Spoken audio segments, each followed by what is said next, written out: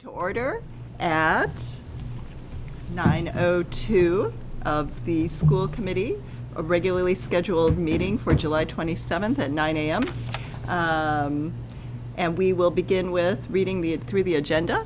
We have our public comment first, and then reports and discussion items, 8th grade DC trip proposal, high school schedule introduction, an FY23 capital planning and ranking, the policy subcommittee update, a vote, and then under action items, we have a vote to approve the Unit E contract, an acceptance of a gift from Jennifer Dowling, a vote to approve surplus technology items.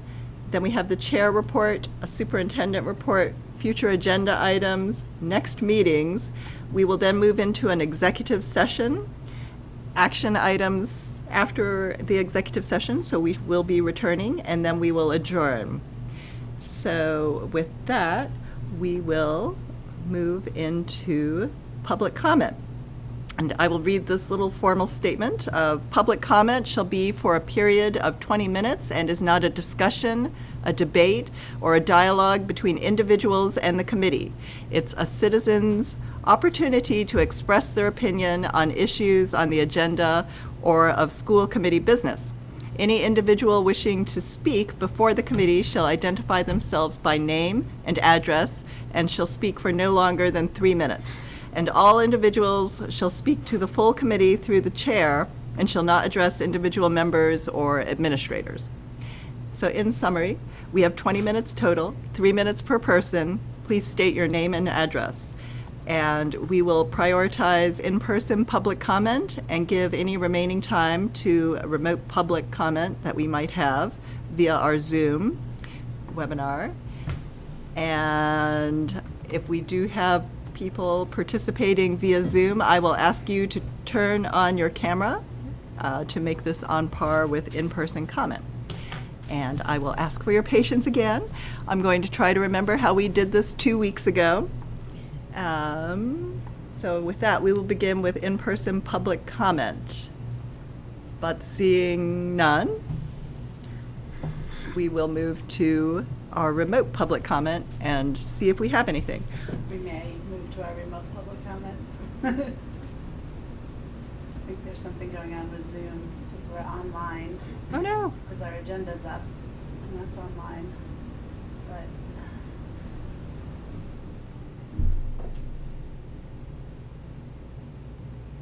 So we're just working through a few technical things with our Zoom webinar, and we should be up shortly for that.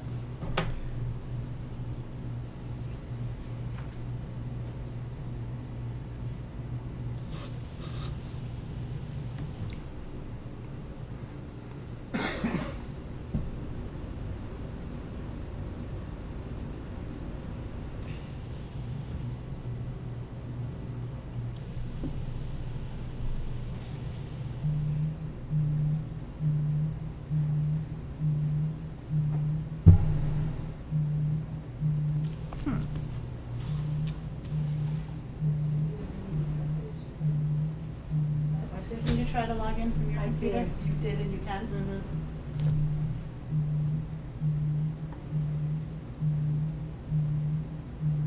Is it specific to that computer? Sure. Let's see.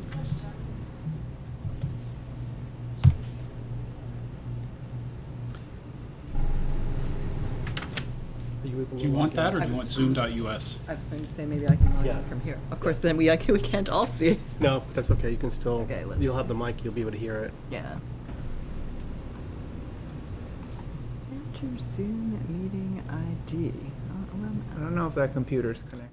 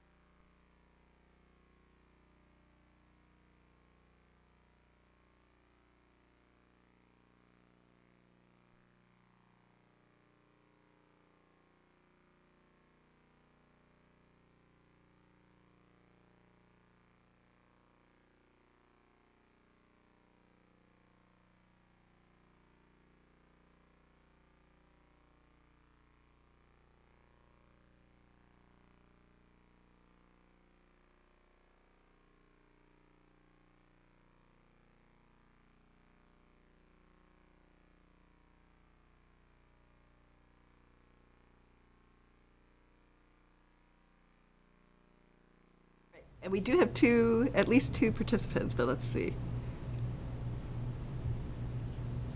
I just want to be sure all but one laptop's on mute. I'm muted. But are we picking this up through the mic? Not from that one. Yep. One would have to be You not have to muted. have your.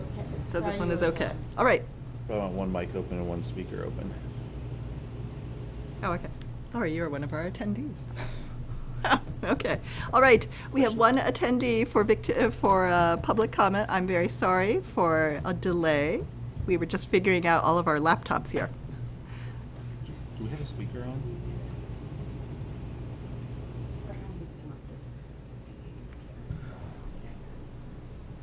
Want to say something else so we can see if she hears you? WinCam, can you hear the audio? I can hear you, I don't think I can hear this. Okay. That volume may need, is your volume off? Let me just see what I did to the computer. I think I did You're mute unmuted. myself. That needs to be Okay. muted, but the volume All on, right. I think. Now, WinCam, can you hear me? I don't think we'll hear the person called in. Yeah, I don't think. I don't think I've elevated her yet. Oh. Shall I test this? All right, let's just test it. Went so well last time. I know. Yeah, all good things must come to an end. All right, so I am going to invite Miss Hopcroft to speak, and I would just ask you to turn on your camera, and we will see. We're still having a few little things going on here, so let's see.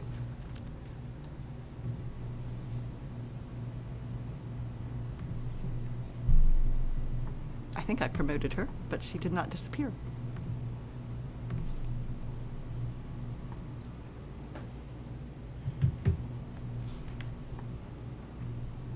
Oh, there. Okay. So, Ms. Hopcroft, could you turn on your camera? And then I think you are also muted, but I hope you can hear me.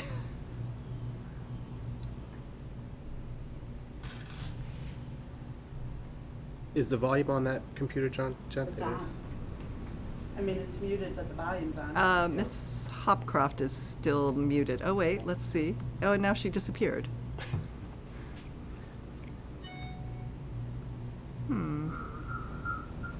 Uh-oh. She's not planning to give public comment. She's not. She was just attending. I'll tell her she needs to attend. How do you know? Texted me. Do you know her? Oh, okay. Great. I thought the name rang a bell, but She was the only one in the waiting room. That was the only one in the waiting room. Lori, Okay, so with that, Let's move on. then I would say that we have no attendees for our public comment. So we will just carry on, and I'm going to just end this webinar. It seems to be a delayed reaction on this computer. And I'm going back to my computer. Okay. you can take it out of order. Yes, and we would like, so I'm going to ask, seeing that we have Mr. Mahoney, the principal of the Winchester High School here, if we can go ahead and have him go out of order and be first on our agenda. So we just need consensus from the committee to be able to move Mr. Mahoney up. Yes. so So moved. moved. Second. Mr. Dixon? I think you can do it as chair. Go ahead. I think it's a vote to The move out of power. order. Okay. Mr. Principal Mahoney, welcome. Thank you. Thank you for having me. Good morning, everybody. Good morning. Good morning to all the viewers at home, wherever they may be. I think we have a few things to present today, but the first and foremost is the schedule for Winchester High School for next year, for the 21-22 school year. I'm open to questions, or if you'd like me to take you through a little bit of a history, because there is actually a lengthy history for the creation of this schedule, because it was set to go in place pre-pandemic. So we've been sitting on it for about 2 years now. I find the history helpful. Sure. In a bridge fund Giving anyway. our new. I'll do a little reading, if you don't mind. I'm on a little vacation brain, so not as sharp as I should be, but I want to make sure I cover all the details, so I prepared a little something to read. Committee with core teachers, elective teachers, special education teachers, union representatives, and administration representatives met in the fall of 2019, which feels like a lifetime ago. to discuss the schedule that would allow for built-in common planning time for the high school. Grades, I think K through 8 have common planning time. The high school has historically not had it. And in the last 2 NEASC evaluations, so that spans about 20 years, they've said that Winchester High School should have common planning time built in for teachers. We also talked about how we can increase our SEL options for students and PBA development and refinement between departments and interdepartmental as well. So the committee met multiple times in the fall of 2019 and traveled to the MSCAA PD on scheduling on November 1st, 2019. Again, does anybody remember what they were doing then? It was a long time ago. The committee studied options throughout the early winter, and the committee found innovative solutions, but ultimately it could only find one that allowed for built-in common planning time and was cost neutral to the district. Representatives from the committee spent the day, February 4th, 2020, at Bedford High School, who run a similar schedule to determine how they implement it and the pluses and minuses of their schedule in action. Members of the committee then presented the schedule to Dr. Evans on April 8th, 2020. Dr. Evans gave approval to move forward with this schedule, and it was presented to the WHS staff on May 4th, 2020. The schedule was intended to run on the 2021 school year, but obviously that was made impossible at that time. So in the late early spring of 2021, we reviewed this schedule again with Dr. Evans, and once again it was supported to go to a 6-day double win rotation. Historically, the high school had a 7-day rotation where we would drop a period every day, and it's over 7 days. It was always confusing. It was something that freshmen had a significant, or new students had a significant adjustment to. This 6-day rotation, and I think you should have it in a packet, but I did print out copies in case you don't, is actually a 3-day rotation when you look at it on paper. So we've gone from a 7-day to what we would call a 6-day, but in actuality, it's actually a 3-day rotation. So it really simplifies everything.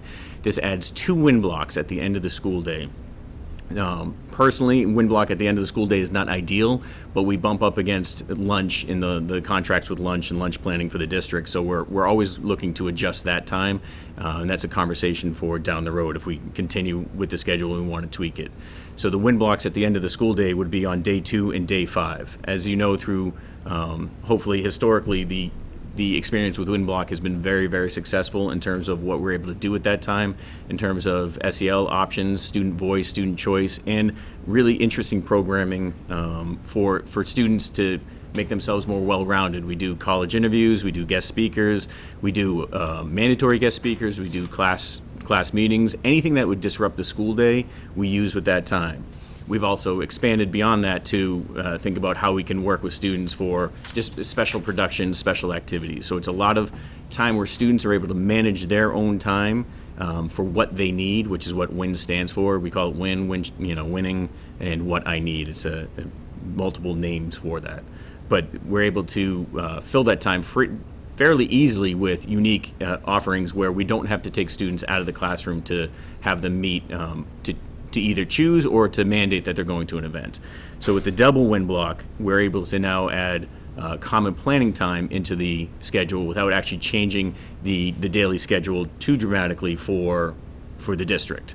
So the way we plan on scheduling the double win block would be a red day and a black day, going with the school colors. Red day will have groups of teachers meeting for common planning time. So we'll say English and social studies will have common planning time, and some of the electives as well. So they're able to meet during that period, while math, science, and other electives will have students in their win blocks. Then on the black day, they flip-flop. So the English and social studies will have the students that the math and science, again with the electives and all the other courses that we offer, and the other staff will have their common planning time. So that affords us a flip-flop and also a very easy schedule for the students to follow. I mean, as a principal, I don't typically follow the daily schedule. I don't go by the bells because I maintain a different schedule. When kids ask me what day it is, what period it is, I'm always at a loss because it's not something that I typically follow. But our kids need to know it, and throughout the year you can see that it takes a long time for students to adjust. We do actually have an app. I think it's the What Day Is It app, and that's up and running soon. That was created by Will Bix, who many of you know, who graduated 2 years ago. And I've spoken with him, and he plans on maintaining it for us, but that's a nice app for the students to be able to check themselves on their phones or whatever device that they're using in order to remember what day it is. A couple of pros, so the additional pros that I haven't mentioned, the pre-pandemic schedule, this 6-day schedule, it will draw us in lockstep with McCall. So going from a 7-day to a 6-day is actually beneficial. 6 through 12, if we have any shared staff or shared staff in the future, we're able to create schedules that's much easier. It also cuts down on the transition for students coming from the 8th grade to the 9th grade, where they're used to a 6-day schedule. Will no longer have that extra day that, again, can be confusing. This allows for maximum teacher collaboration time, and it continues the choice and voice for students that is very, very popular and created a groundswell of new ideas, new opportunities where staff and students start to say, hey, can we use WinBlock for this? Or, hey, can we get a guest speaker here? Or can I use this time with my students and offer this for them? It's created a lot of creativity, which was a great leap forward for Winchester High School, where we had traditionally we were very traditional schedule. We were coming to school, going to class, going to class, going to class, going to lunch, going to class, and then leaving. Now there was an opportunity, and we expect to have double the opportunity for students to have a lot of flexibility, which creates opportunities for students to meet with their counselor easier without being out of the classroom, meet with their liaison easier without being out of the classroom, working on their own, planning their schedule, planning their activities. It's just really, it checks all the boxes that we're hoping to check for our students while they're with us in high school. On top of this idea of this schedule that was 2 years old, now we're coming out of the post-pandemic, ideally, hopefully post-pandemic, world where students have not had a full course load at Winchester High School for 18 months. They've had a very flexible schedule last year for fourth quarter, and previous they had the hybrid schedule or the remote schedule. And many will need additional time to plan, to figure out what, how to modify their day or how to adjust their day. And they're going to need some time just to take a breath. And that's what WinBlock has always really represented, on top of a directed study. So some people at home might think of, well, WinBlock's like a directed study. And in I'd say 20% of WinBlock use, that is a directed, students use it as a directed study. But WinBlock offers a lot more freedom and a lot more activities and choices that you would not get in a normal directed study. So students during WinBlock can seek extra help because their teachers should be available, where in a directed study, if you're going to see your math teacher, that math teacher might be teaching a course. They're allowed more time to complete more coursework, so there's less homework, and they're able to go to their after-school activities with a clearer mind and not having something hanging over their head. And again, so post-pandemic, I think this is a even better time to implement this schedule than what we were doing 2 years ago, because of the need of this transition back into full school 5 days a week for an entire school year. Teachers themselves have not had common planning time available. They do a lot of work with Dr. Elanima over the summer. They are constantly working, and there's a hive of activity, but during the school year is the best time to make the adjustments and the tweaks in the, we just did this, let's tweak it for next week this way. So teachers are able to meet during the school year more frequently. And again, for this year, I can't imagine a better time for teachers to have more common planning time where they're not interrupted, for them to meet together.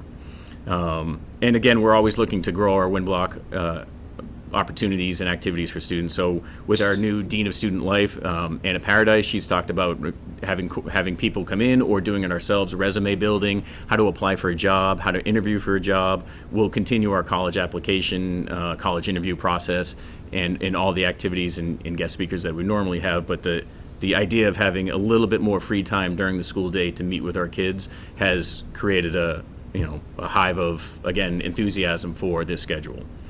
So one might think about lost time of learning, or whether this fits into the 990 or learning time. It traditionally did fit into the 990 because other schools like Bedford do run a similar schedule.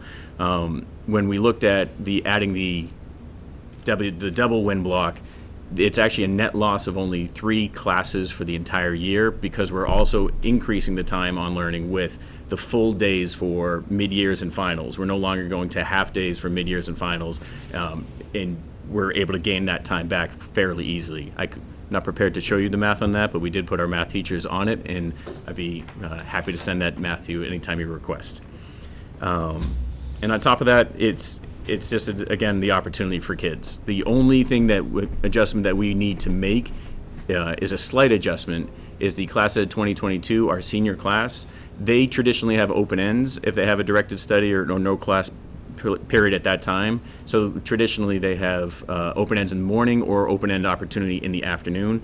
And in order for us to schedule the common planning time, we need to not schedule the seniors during wind block. They're still able to be invited. They still have activities that will still mandate that they have class meetings and things that we would normally do, but we wouldn't put them into an actual teacher's class during that time. They're able to be able to go home or go to work or go get something to eat and then come back for their sport or activity after school if they choose to. So they don't have to leave the building. And if you've been to the high school, you see that a lot of kids rarely leave the building. We have kids hanging out in the dining commons in all hours of the day, particularly our seniors working on whatever classwork or extracurricular activity that they attend or lead. So, and that's the give back where our seniors would not be scheduled into the wind block. And right now the schedule is built. The kids have their class lists. Kids know what courses they're able to take. They don't know what period they're in, but the schedule, as you know, we start the scheduling process in January and February. We spend all spring building the schedule, and then we spend some of the summer tweaking the schedule to getting kids into classes where we can. We're not always able to do that, as many on the board know, but we try our best. And so we've spent countless man hours at this point building the schedule, and the schedule's been done for quite some time. It's just we're tweaking at this point. So in order to do the double wind block, the students in the senior class wouldn't be scheduled, but I would almost guarantee that many of them will stick around, be in the dining commons, or be in a teacher's classroom that they have a relationship with while the teacher's working with another teacher, and just continuing to have those relationships in a more informal manner. So that's the schedule for the class for the 2021-22 school year for WHS. Does anybody have questions? I do. Mr. Nixon? Thank you very much for this. You may not have a number in your head, but when you talked about how this was, you didn't use the word compromise, but this was an option forward because it was cost neutral.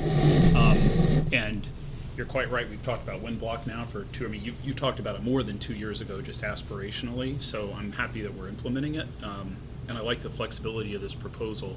Do you have a sense of what the cost would have been given a different solution? In other words, if we weren't pursuing a cost neutral solution, was that ever actually modeled? So, no, I don't have an actual dollar value because that would have been something that would have to be negotiated through contracts. And I don't know what the value of the time before school or time after school would be because it would be something that doesn't actually exist. It would be a negotiated number. So I just want to throw that out for context for the committee because I agree with you. I don't think we ever actually did that analysis. So there's a lot of benefit to this that I like, but I do wish, rolling the clock backwards, we had some opportunity to do that kind of analysis because things like this, I think, are legitimately argued, at the budget table and with the finance committee, because all the right reasons are driving the wind block and including this modified proposal. So, moving forward, that still might be something to consider because there may be a way to provide wind that's not cost neutral, that actually doesn't cede instructional time, and that was one of my questions. How do we stand on the 990? So thank you for revisiting that. So I just want to point out this is one way to do it, and I appreciate you found a way to do it with some constraints, but we could also have a conversation around this table about really what the constraints should be. But thank you for coming up with this proposal. When you talked about shifting from a 7-day to a 6-day, I couldn't help but think about IEPs, Learning Center, and special ed services we provide. I know there are a lot of IEPs like at McCall that say 1X/6, and then you go to the high school and it's 1X/7. Is Ms. Gerard sort of a part of this discussion, and can you imagine how, I'm not saying it does, I'm asking you, has there been any sort of imagining how this change might impact special ed services and then like the LCs in particular? So speaking for special ed, obviously IEPs would be adjusted, but those discussions were had 2 years ago and how Right. that would happen. I would say the vast majority of special ed likes this, and special ed parents as well, likes the opportunity of the students to be able to pop into the learning center, get some extra help again, or readdress something, or see their liaison. So it was almost a non-issue, other than paperwork for special ed, and there is some paperwork Which is involved. not insignificant. It's not insignificant. So would this change, I mean, so therefore, there are IEPs that would need to be adjusted as a consequence of this change, I'm assuming? Yes. Again, from a paperwork point of Yes. view. Okay. And can you speak a little bit more about, I saw in your notes, seniors in good standing. Is it, So- they don't need to participate, or? So it's a good question. So seniors in And good what standing is good standing in that context? is a fairly undefined term that is predates me by probably 30 or 40 years. And we rarely have seniors that are actually not in good standing. That would be a determination of the assistant principals based off of behavior patterns or bad decisions or grades. So whether we need to keep a kid with us in order for them to graduate, in order for them to make good decisions. So we on occasion will have a student that would have a free block, and we say, no, you're gonna work with us. You're gonna do some work in the main office. We're gonna get you some help to make sure that they graduate, and that's really what it comes down to for a senior in good standing.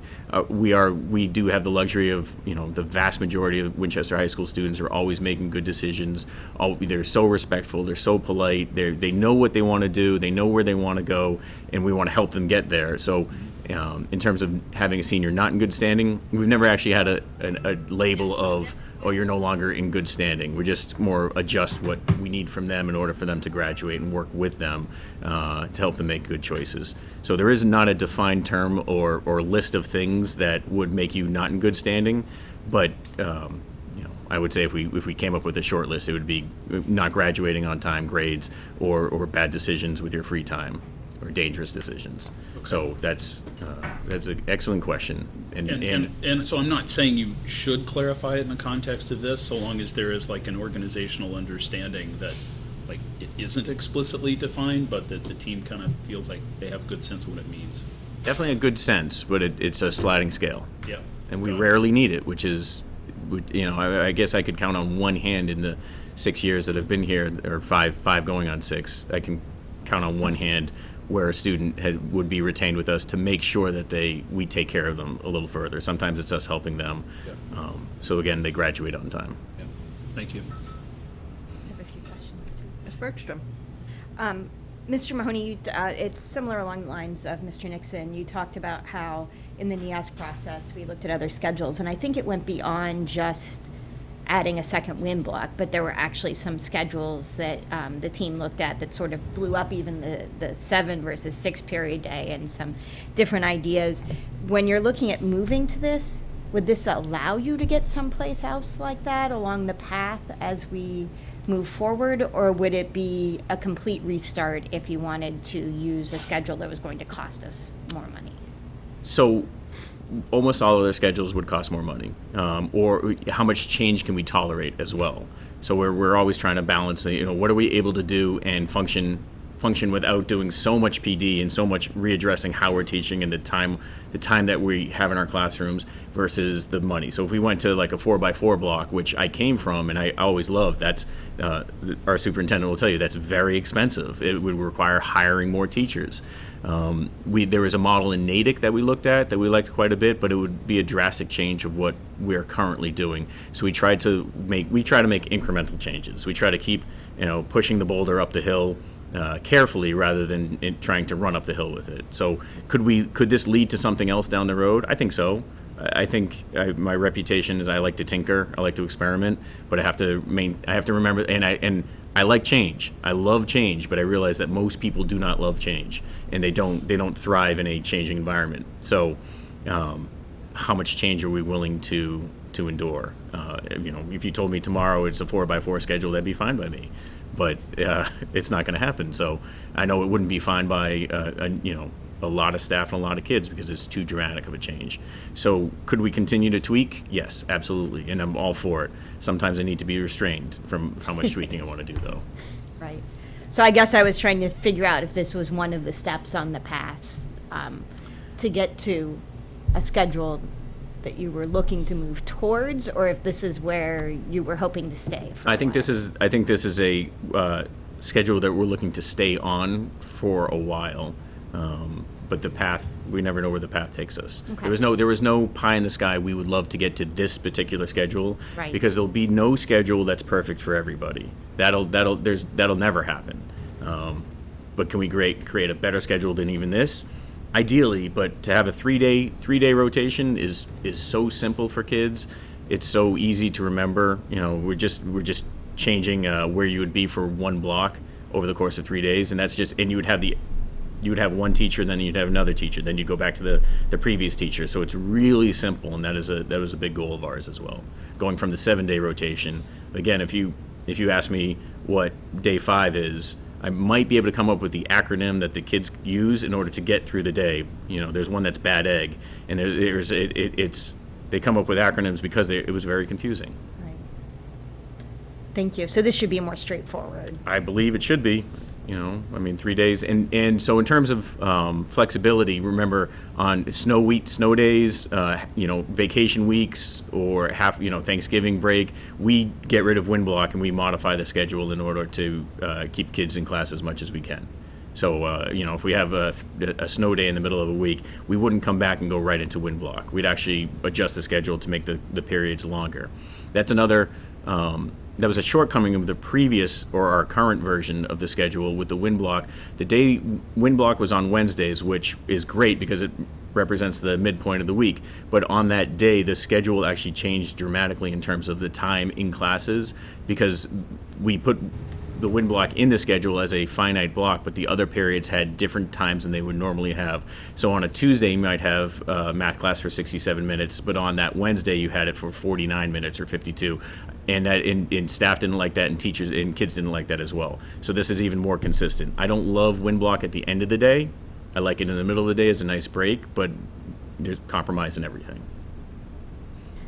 And then my second question was, you mentioned Miss Paradise taking over as the Dean of Students and the relationship to this. Do you see that role as taking some ownership of wind block then, and helping, because double the wind block, double the scheduling, double the opportunities that might be available? I think I'm very, very excited to have her come on board. She's already working and planning a number of initiatives. So we have a group that's working offline together, and Ms. Paradise is part of that group, to create a number of programs for incoming ninth graders and new students in terms of how to budget your time, how to be successful at Winchester High School, how to, where can you, study, how can you use this school to your environment. So the first few wind blocks of this year, we have modules being built by John Fleming, Carolyn Plosky, Dr. Spencer, Michelle White, and Anna Paradise to actually transition the kids even in a smoother, more comfortable manner. They're going to be working with guidance as well, because guidance does a lot of that work behind the scenes and it just doesn't get publicized.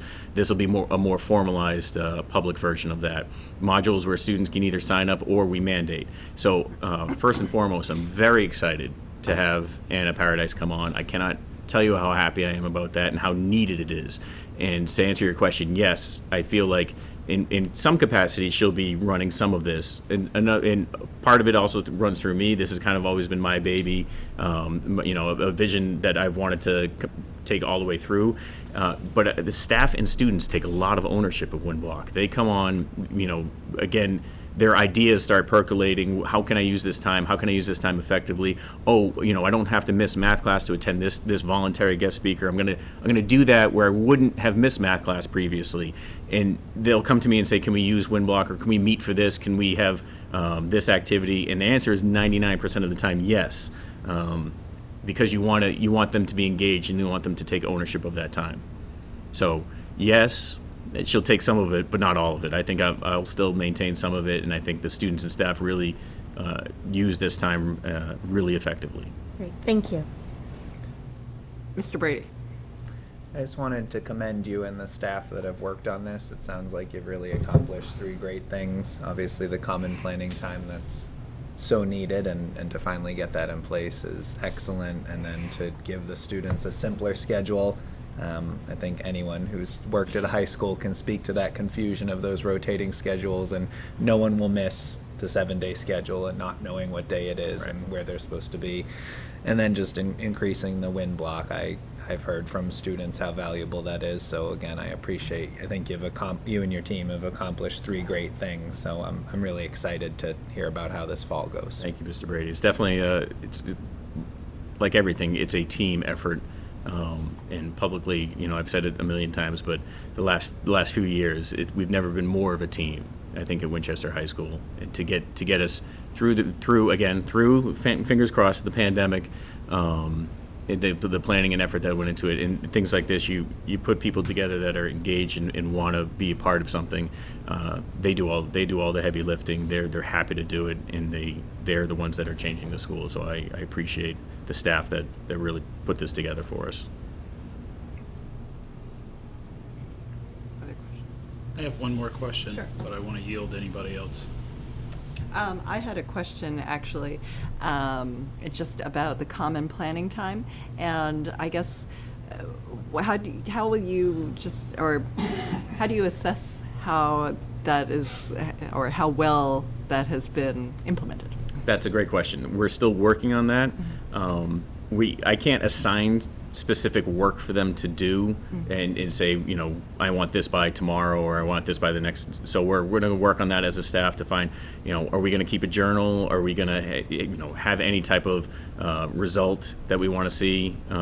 We have to look at that. It's something we haven't done, and we haven't defined it clearly, but we know that, we don't have teachers that are standing around drinking coffee, talking about the Patriots game.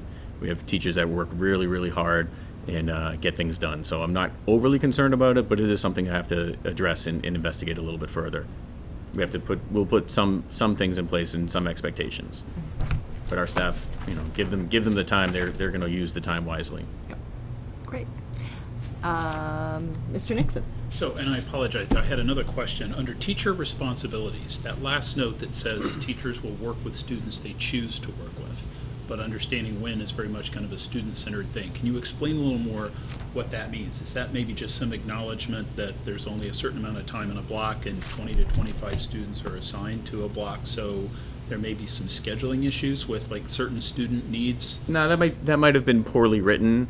Choose to work with is, as a staff member, the win block expectation is if you have kids in front of you, you're responsible for their safety and well-being. But that is the only real expectation. But staff can choose to say, I'm going to offer this extra help session, this AP session. I'm going to create, this opportunity for kids with the guest speaker from wherever. That's what it means by choose to work with. They're not going to choose to work with specific kids. Because if a student comes to the win block and the teacher's in the win block, not the common planning time, and they say, hey, I need help with this math problem, Okay. There's not a teacher that's at WHS that's going to say, no, I'm not going to do that until after school or before school. So I don't think it might not have been well written. Okay, thank you. Mr. Hopcroft. I was just going to echo Mr. Brady's comments and also say that I appreciated the opportunity built into the system for greater flexibility, engagement, and innovation, because a lot of times we get very scheduled, and having these moments to be more creative and things I think are very helpful for all kinds of learning styles. So I again just wanted to commend Thank you. the policy. And I was just going to add, after you've had this in place for a few months, would it be possible just to hear back how it's been going? Absolutely, and that's again that is where Anna Paradise will come in. Awesome. This year, one thing I'm really excited about is we've never had the time to really take some data, and not only and it's always been something I want to know more about absenteeism. I want to know more about specific class attendance. I want to take as much data in hardcore numbers as we can, and we have a brilliant mathematician now on the team who will have the time, who will have the focus, and can definitely do a better job than I could. And so taking some anecdotal and some hard data of the use of WinBlock, the success of WinBlock, that's something that I guarantee that we will be doing. That's great. Mr. Mahoney, would you expect that at the end of first semester? that might be a little bit early. First semester, we're with a new schedule is we're still working the kinks out and still figuring out what we can do and what we can't do. But in the ballpark of that time, let's say spring. Okay. That's something that I think is will give us enough time to say how we use the time. But that again, these changes they take a while because if we saying this is how we're using the time in our first go of it, how can we use it as we continue? The first few months are always the first month or two of something new is there'll be some waves to it, I'm sure. Right. And while we're planning all these things for our new students, so again, I want to say ninth graders, but we want to incorporate the new students, the kids that are always coming into the district, whether they're ninth graders or seniors. We want to have them involved as much as in this process as much as possible. These are all new modules, so we don't know how successful they'll be, or whether we have to tweak those. So there'll be a constant adjustment, a constant tinkering, and we like to do that. So. I do have two other topics, if I should, about lunches. I don't know if I should bring those to the table today. Kind of just did. Okay. My hope and my plan for next year is for lunches to maintain open campus. I'd like to get some feedback on that, 9 through 12. That, again, takes a big leap forward for Winchester High School. We did it all last year. It was highly successful. Historically, to any viewers at home, we've had open campus for juniors and seniors. So lunch, they're able to go wherever they want to go for the 30 minutes that they have. And our kids are able to travel fairly far and wide in that time. Some kids go home for a sandwich, some kids go downtown, and plenty of kids stay on campus as well. But last year, because of the pandemic, we peeled that back and we were allowing freshmen and sophomores to do the same thing. And obviously that was popular to give them choice and to give them freedom. It does add a layer of concern of who's in the building, when, where, and how. But the kids last year did an excellent job and should be commended for what they used, how they used that time, what they did with it, where they went, who they chose to spend that time with. And it's something that I'd like to maintain this year as well. 9 through 12, open campus. I know the local businesses in town appreciated the boost, especially post or during the pandemic, and it's something that I'd like to continue to allow our students to do. So 9 through 12, during that their 30-minute lunch would be open campus. They can stay in the cafeteria, the dining commons, or they can go off campus. It's something that I've talked to Dr. Hackett about, and I wanted to bring to the table here to bring it to your attention. Can I ask a question? Yes, I'm not Mr. Nichols. remembering. What does the language say right now in the high school handbook for this coming school year about open lunch? That's an excellent question. I don't know if it says anything about.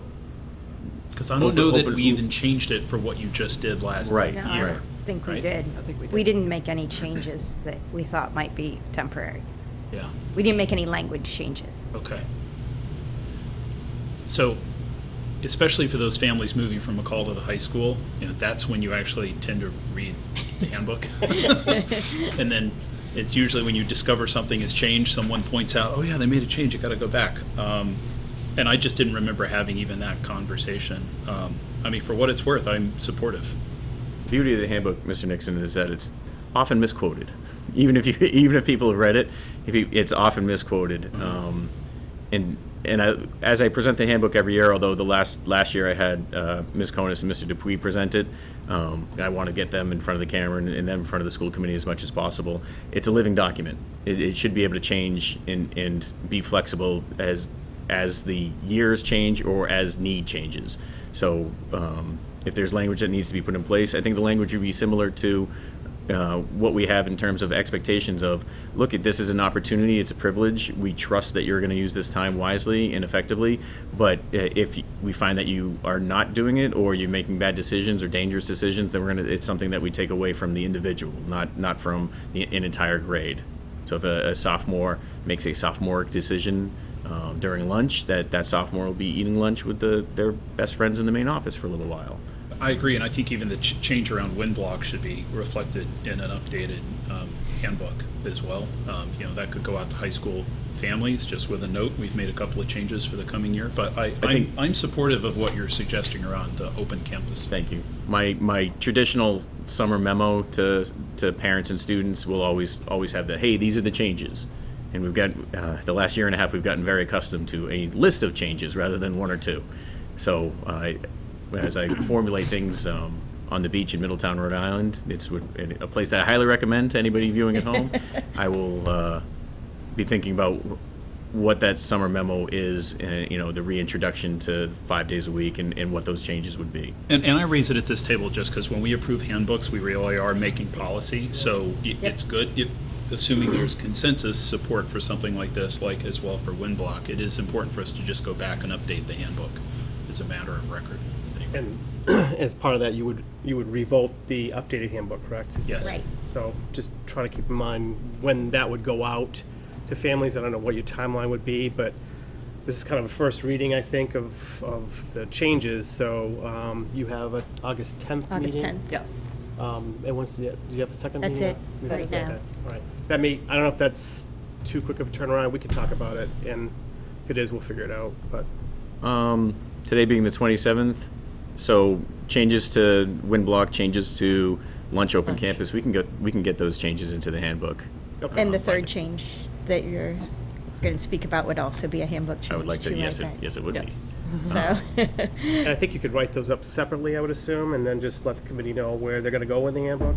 Do you generally just vote the changes, or do you vote the whole handbook? Well, typically, Mr. Mahoney, there's a page that shows you what the handbook looks like, but we Yeah. can all access Yeah, that yeah. online, and it's Yeah. almost like strike through, Right. You're editing it in Microsoft Word, or Ms. Conis is. Google. Yeah. It's a Google. Sorry, thank you, Don't Google. worry. We've fought that fight for a number of years with all the hands. It's definitely a Google Doc now.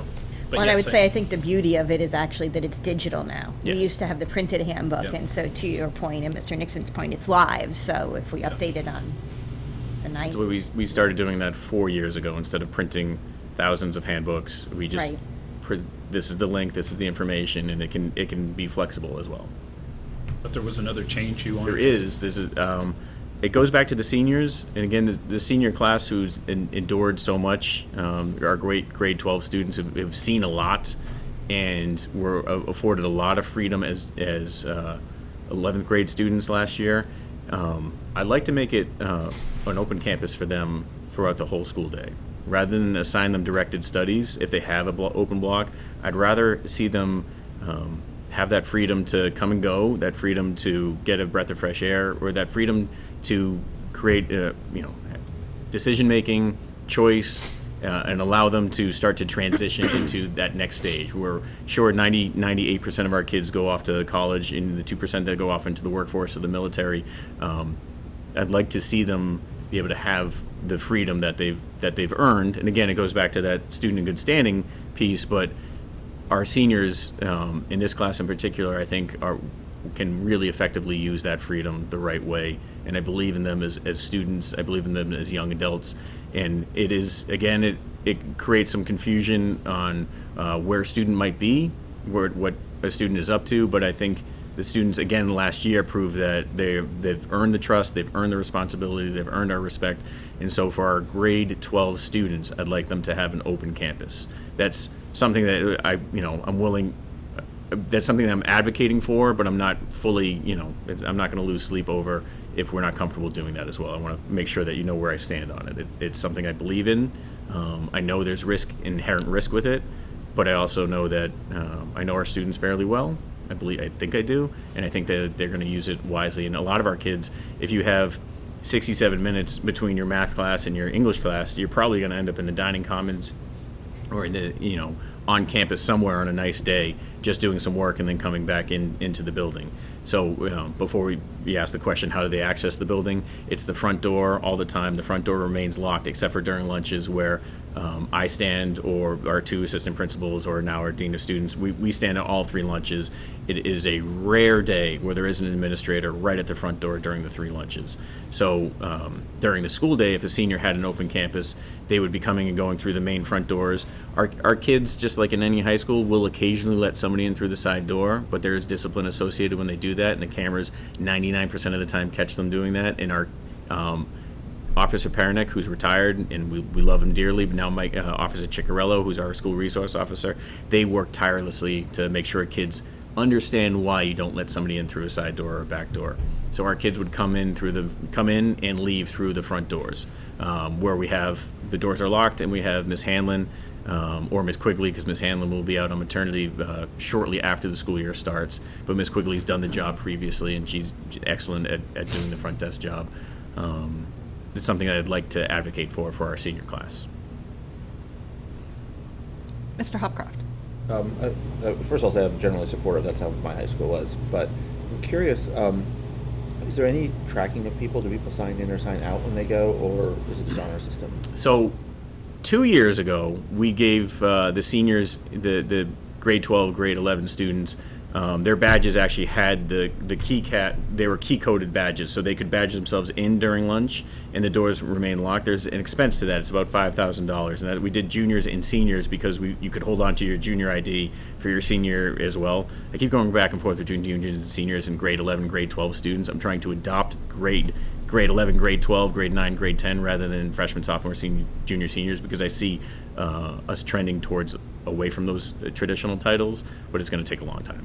So we haven't done that in 2 years. Our PFA helped us, and I believe WIFI helped us with the expense for that. It's something that I'd like to see, but at this time I don't think we're able to do that. So there is no sign-in and sign-out process, because we're talking about a couple of hundred kids at any given moment. There might be 75 kids, and signing in, signing out could take a considerable amount of time.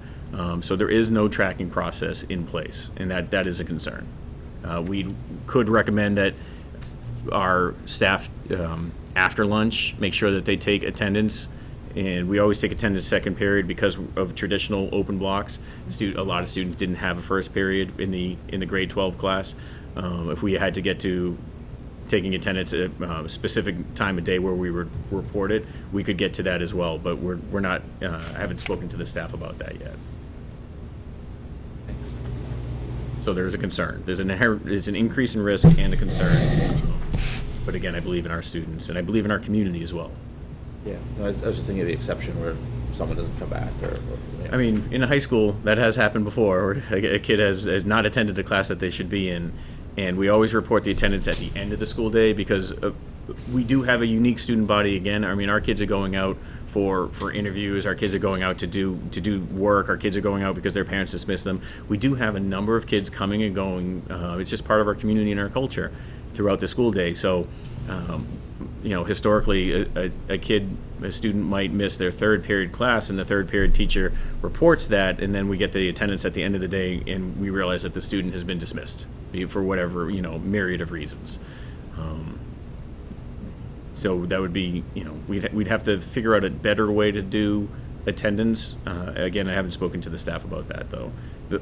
Historically, we have these conversations in the spring, and so the staff can prepare themselves for any type of change or initiative over the summer and late spring. But it's July 27th, so we're moving different, post-pandemic time frame.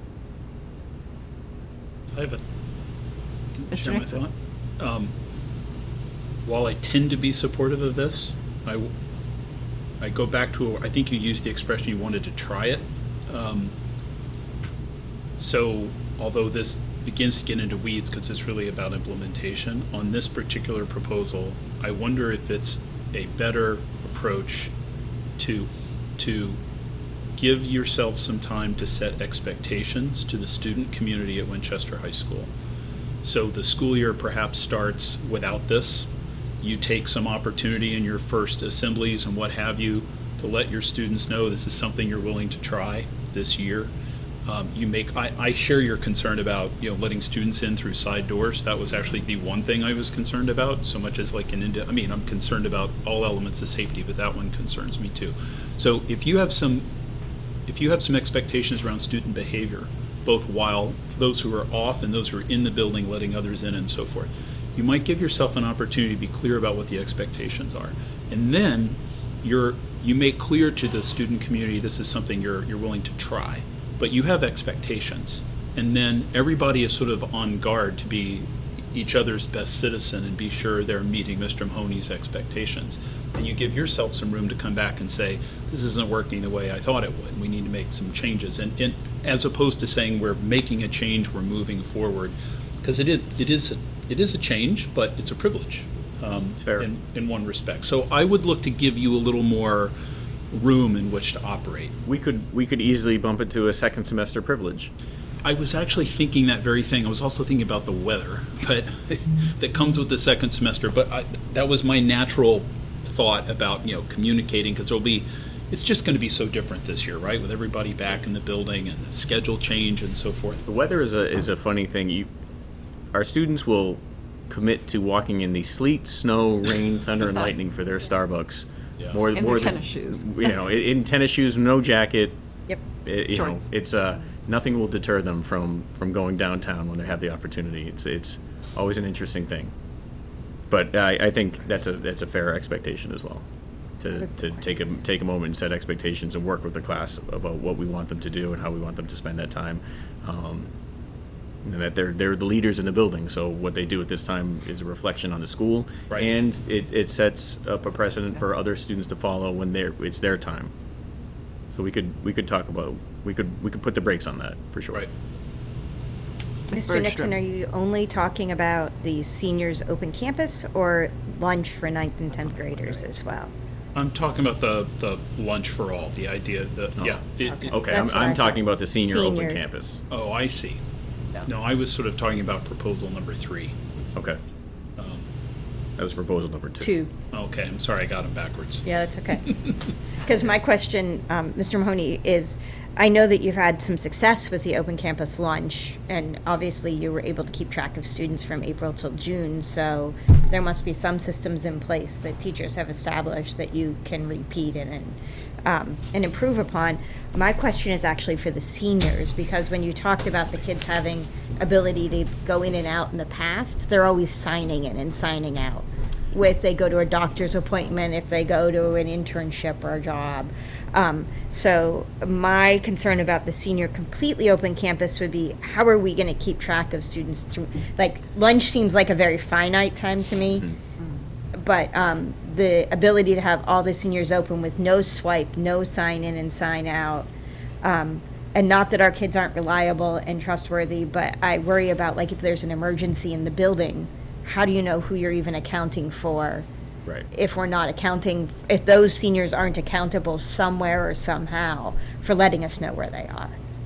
So, Mr. Nixon's no longer in the room, but I want to let me just readdress. So the first change is the double win block. The second change would be open campus 9 through 12. Sorry, open lunch 9 through 12 for Yeah. students. Have we moved off that or not? I just want to make sure that we're not conflating the two. Right. And then the third change is open campus for seniors. The open campus for seniors would be an expectation that we can set for second semester, where they earn it and model the behavior for everybody else, and we can put that off while we work with the students to set those expectations. Going back to lunches, does anybody have an issue with the 9 through 12 lunches as we did them last year? No, I think it's important to keep doing them because the students have shown they can do it, and so to go back, to me, seems pretty logical, and the students will see it that way, and they'll be right. I think as the parent of a rising 10th grader, and just hearing some feedback back about it, I think it was much appreciated and a nice opportunity for them, especially in the context of last year.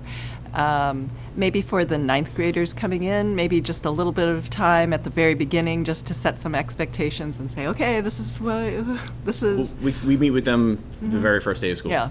And then that's where we So, can start to yeah. make it very clear. And Because I think for the 10th graders, I guess they did have open lunch from the very beginning. Yeah. So, yeah, although I but guess it was we just did for those. we did have several 2 days. students would come up to us and say, "Can I leave with this food?" And we say, "Yes, you can. Yes, you can." So for those individual students, we're always there to answer their questions. That's one of the reasons why we stand during lunch duty. We don't love lunch duty, for the record. It's not always like a great use of time, but on the other hand, it is a great use of time because we're out in front of the kids for an hour and a half every single day, and they know consistently where we are, and they can come up and ask us questions there, rather than coming into the office, because we know that the principal's office, just by the nature of the, principal's office title and layout, it can be intimidating. It's easier to come up if I'm just leaning on a table in the CAF. Same thing with the assistant principals. So 9 through 12, set the expectations for what we expect during lunch, and that again, some of these things happen organically. Students start rolling in late from their lunch. I mean, they know there's repercussions and things that they have to deal with that they don't want to deal with, and it usually straightens itself out after one mistake or a bad decision. And then for open campus for seniors, for grade 12 students, that would be a second semester opportunity to earn and to address and set those expectations as well. And I'd just encourage you to keep in touch with the Chamber of Commerce and in town, because we had hybrid most of the year last year, so they didn't have the entire student population of Winchester High School descending upon them on a long and extended basis. So perhaps keeping a good neighbor policy with them would be a good idea this fall, Happy too. to do that. Great. Just add one thing. I would just add one thing. Oh, yes, sorry. So just because I'm the person has to make sure that we're all also thinking about, I think it's a great opportunity, and Ms. Mahoney and I have talked about it. I have some similar concerns around knowing where kids are, and I'm not thinking around the kid who's going to just abuse the situation. I'm thinking of the kid who might have a medical emergency, who we could potentially go an entire day, we don't know where they are. So I've expressed that, if I think as we roll this out, can really trying to figure out how we do kind of check that attendance on a more regular basis. I think there's a lot of different ways we might be able to do it. I don't have all those ideas, but I think that's something that we really need to continue to work on. Just to remind the committee that you are responsible, we are responsible for kids no matter during the school day, the defined school day, where if we're letting them leave campus, we are as responsible for them off campus as we are on campus. So again, it's not about whether or not students can take that responsibility and be responsible, because we will handle that. I just think more about the possibility of something happening, and we just, we don't know about it, and we go a couple hours without knowing a student is not back. So we will continue to work on that. I know that Ms. Mahoney is committed to that, and we can figure that out in different ways, I think. Dr. Hackett, his reservations are valid. There is an inherent risk, but there's an inherent risk at everything we do, and there's a million schools that do this. We have to find. I don't know about a million. Okay. That's a little high. There's some a number of across the schools. Let's go with some area schools, Mr. Mahoney. Globally. The concern, there might be a cost. We might come up with a solution that's a cost. If it's to the district, then I'll look to either ask for funding, or I'll go to our partners and work on it with them. And then again, we tweak, we adjust, we try to make whatever we come up with best that works for Winchester High School. But Dr. Hackett is correct. There is always a concern. A student gets in a car accident and we're unaware of it. There are some nightmare scenarios, but I try not to dwell in the nightmare scenarios, because walking down the hallway, there you could have nightmare scenarios. Although I do tend to dwell on them. You'll dwell on it more, so. Any further comments or questions? Otherwise, it is 10:10, and we can move on to our next item. Okay. And our Thanks, Mr. Thank you very much. Thank you. Great to see everybody Yes. live and in person for the first time in a while. That's right. So thank you. Thank you. And a safe drive back to you. Take care. Good summer. Next up, we have Principal Lynn from McCall coming to talk to us about an introduction to the 8th grade DC field trip. Hi, everybody. Welcome. Good to see everybody again. Yeah. I'll just echo what Mr. Mahoney said. Good to see everybody live in person. Haven't seen you actually in this format, so it's good everybody is made it through the pandemic well. So yes, I'm here to talk about the DC trip, and I will also say that we've done this a million years, and million school has done this, and I will, echo Ms. Globally or just like locally? No, a million, exactly a million. Definitely. Just feel like we need to check a data source. You can fact check if you want, but what I'm proposing is a million. We've certainly had at least a million students go to DC. We have a million students, and we plan to Million bring a miles on million, buses. not one more, one less. But knowing you that many of you actually have students went through this trip, and so you know that this is quite a tradition at McCall Middle School that dates, way before I even began working here, and also as an educator. Certainly, we have some questions about whether this year this trip is feasible or not, but I'd like to come before you at least to present our current thinking and our current plan, because the fact is if we don't start planning right now, there's not going to be a trip, even if things becomes more appropriate or feasible for us to do this when things change, let's say a month or so. And I definitely want to make an effort to make this happen for the incoming 8th graders, because this is a group of kids that's been with us and that been through 2 years of pretty difficult situations with the lockdown. And I'd like to make every effort for this group of kids to have that sense of normalcy, to have that typical 8th grade experience as much as possible. With that being said, I fully know that based on what we plan here, things might change, and it might be things might change not beyond our control, and we might get into a situation where the parents want to go, the kids want to go, but we just can't logistically make it happen in a safe manner, and we might have to pull the plug, and that might disappoint a lot of parents and kids. But again, health and safety of everybody, including the chaperones, is at the top of our minds. Okay, so Dr. Hackett has included the overview in your packet, so I'll just quickly go through the logistics of the trip. So right now we're slating March 21st to the 25th. And so this is, again, just as in the past, a 5-day, 4-night trip. So we leave before the sunrise on that Monday, the 21st, and we plan to return that Friday at around 10 o'clock to 11 o'clock, depends on traffic and such. This is a voluntary trip that's going to be offered for all 8th graders, and we're going to be working with the company World Strides again. We've been working with them for well over 15 years, and they have worked with us very well.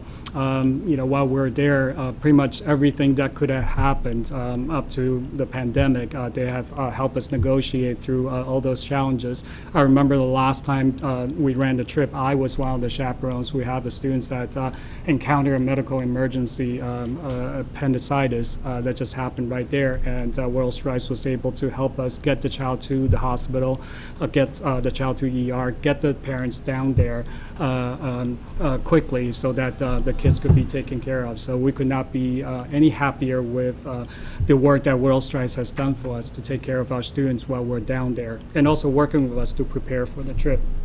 The price right now is $1,173 for students, and I do want to make a correction in that information. It did say full inclusive in your packet, but this year it's not going to be full inclusive for that one meal, that first lunch while we're heading down. We're going to be asking the parents to pack their own students' lunches. The reason is because we want to make sure that the trip go down there is as quickly as possible, so that we're not spending hours in Philadelphia trying to negotiate through the town and getting the kids fed in restaurants.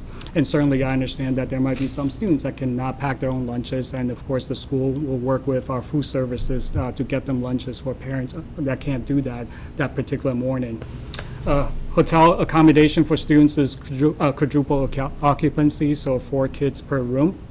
And we're asking, as soon as we have the approval, we'd like to present this information to the 8th grade parents, probably at the end of August, because right now if we get this out, I'm not very sure a lot of people are paying attention.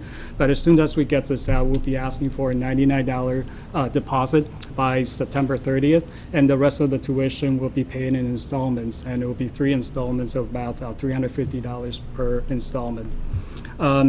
World Strides agree with us for this year that if the school decide to cancel the trip prior to November 1st, every single cent will be returned to the family.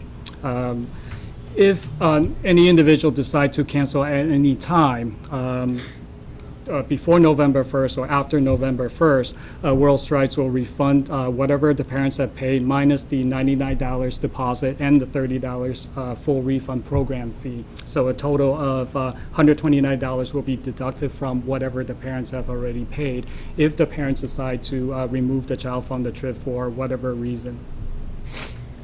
Okay, so the health and safety information, which is at the top of our minds, and this is information that I've ran through the Board of Health, and I think we all understand that things could change, and so some of these guidelines might be relaxed as we get closer to the trip, and some of the guidelines might be much more stringent as we move towards the trip. So some of the things that we're going to be asking all adults and students to do is to wear a mask while they're on the buses, and also while they're indoors. So if they're doing any activities that's outdoors, we feel comfortable at this point for the participants to take off their masks. But if they're indoors or on the buses, except when they're in the hotel rooms, we'll be asking kids and also chaperones to be wearing masks. We'll be asking everybody to take a PCR test and have a negative results before we leave. And right now, the Board of Health is recommending that we do 3 days prior to the trip just to be safe. But again, that information, that guideline might change. And I will work with the Board of Health to the extent that I can to make sure the tests are happening during the school day. So we'll bring the test to the kids so that kids, we're not asking parents to have to run around to get the kids that test before they leave, because I know there's going to be a lot of parents that just can't manage that with work and everything that's going on in their lives. In the event that the child tests positive while we're on the trip, the World Strides will make sure that there's a space in the hotel to allow that child to quarantine.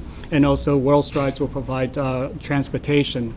Most likely will be airline fees to get the parents down there so that the kids can be taken care of in the event that the child cannot travel back with us, which will likely will be the case. In the event that a chaperone needs to be quarantined, World Strides will provide a quarantine space in the hotel for that chaperone. Obviously, because the chaperone is an adult, World Stride would not provide transportation for their loved ones to get down to DC to work with the chaperones. Okay, and again, I'd just like to remind everybody that World Strides have a doctors on call program. That so if there's any emergency that happens that's COVID or non-COVID related, that there's always doctors available to help anybody that is sick on the trip. Okay, so that's the overview of the trip, and I'll be happy to answer any questions that anybody has. So I have some questions, Yeah, Mr. Lin. yeah. So last time we were planning this trip and you came to talk to us, we had some conversations about some social emotional updating that the trip might need to have happen. We'd had some conversations with families and students about being uncomfortable sharing a bed with another student in the quadruple arrangements, and a lot of discomfort on a part of the students with the speed dating kind of room assignment for kids who got left out of a room, and just the whole social negotiating beginning in like the end of 7th grade with kids using some let's say questionable social skills in determining who the 5th person getting left out of the room would be. Are you going to be addressing those with this 8th grade class, and if so, how? You said 7th grade? Well, it used to start in spring of 7th grade, which obviously couldn't happen this year, I was but. going to suggest sometimes it starts in 6th. Oh, Go ahead. well then, Mr. Nixon, you're more pessimistic than I am. I heard through the grapevines that I heard through the grapevines that they're talking about this even as early as 4th grade and 5th grade about Yeah. how to negotiate this. So I think this is a hard question for me to answer in terms of specifics. I would need to know exactly, what is it this group of students will have difficulty with, and the speed dating process. What is it that is challenging for the kids? At the end of the day, it is something that the students will need to work through, because I understand, when I was in 7th grade, I wasn't the most popular kid as well. To be put into that situation sometimes, can be hard. So I think we have to think through, and yes, I think this might be something I will need to work with my coordinators and also my guidance counselors about how do we get some information about how to make this process as, as unintimidating as much as possible. But I think we will probably need to connect with our guidance counselor who knows this group of kids the best, about who are some of the students that might have difficulty with that, and how do we proactively, even before we start or at the same time when we roll this out and say this is a possibility, okay, to connect with those students who are most vulnerable about this is going out. What do you think will be the best process that we can implement to help you through this process, so you don't feel embarrassed, so you don't feel left out, or you don't feel like you're forced into a situation that you're uncomfortable with. Right, because, we've kind of gone beyond the times when kids are always comfortable sharing a bed with somebody else as well. Can there be accommodations made for students who are uncomfortable with that? Because in the past, kids end up sleeping on the floor. They're told that rollaways can't be brought into the rooms. Right. And I think that will kind of work into the logistic issues. Yes, I've asked World Strides about what is the ramification of tuition if we were to move into a double occupancy. I think the response is, even if we go with a double occupancy, there's no guarantee that the hotels that we're going to be able to secure, provides 2 twin beds or 2 queen beds, so the 2 students are in separate beds. And the biggest issue with us in terms of logistic is that it is almost impossible that we are going to be able to accommodate double occupancy for every single student and Right. place everybody in the same hotel, which means logistically, I'm going to have chaperones potentially spread out among 3 hotels and, in a wider distance. And so in terms of coordinating what we're going to do the next day, or if an emergency happens that requires all chaperones to be working together, that could be a big challenge. Is there a possibility that if we were to have a small amount of students that absolutely needs this accommodation, that's certainly something that we can discuss with the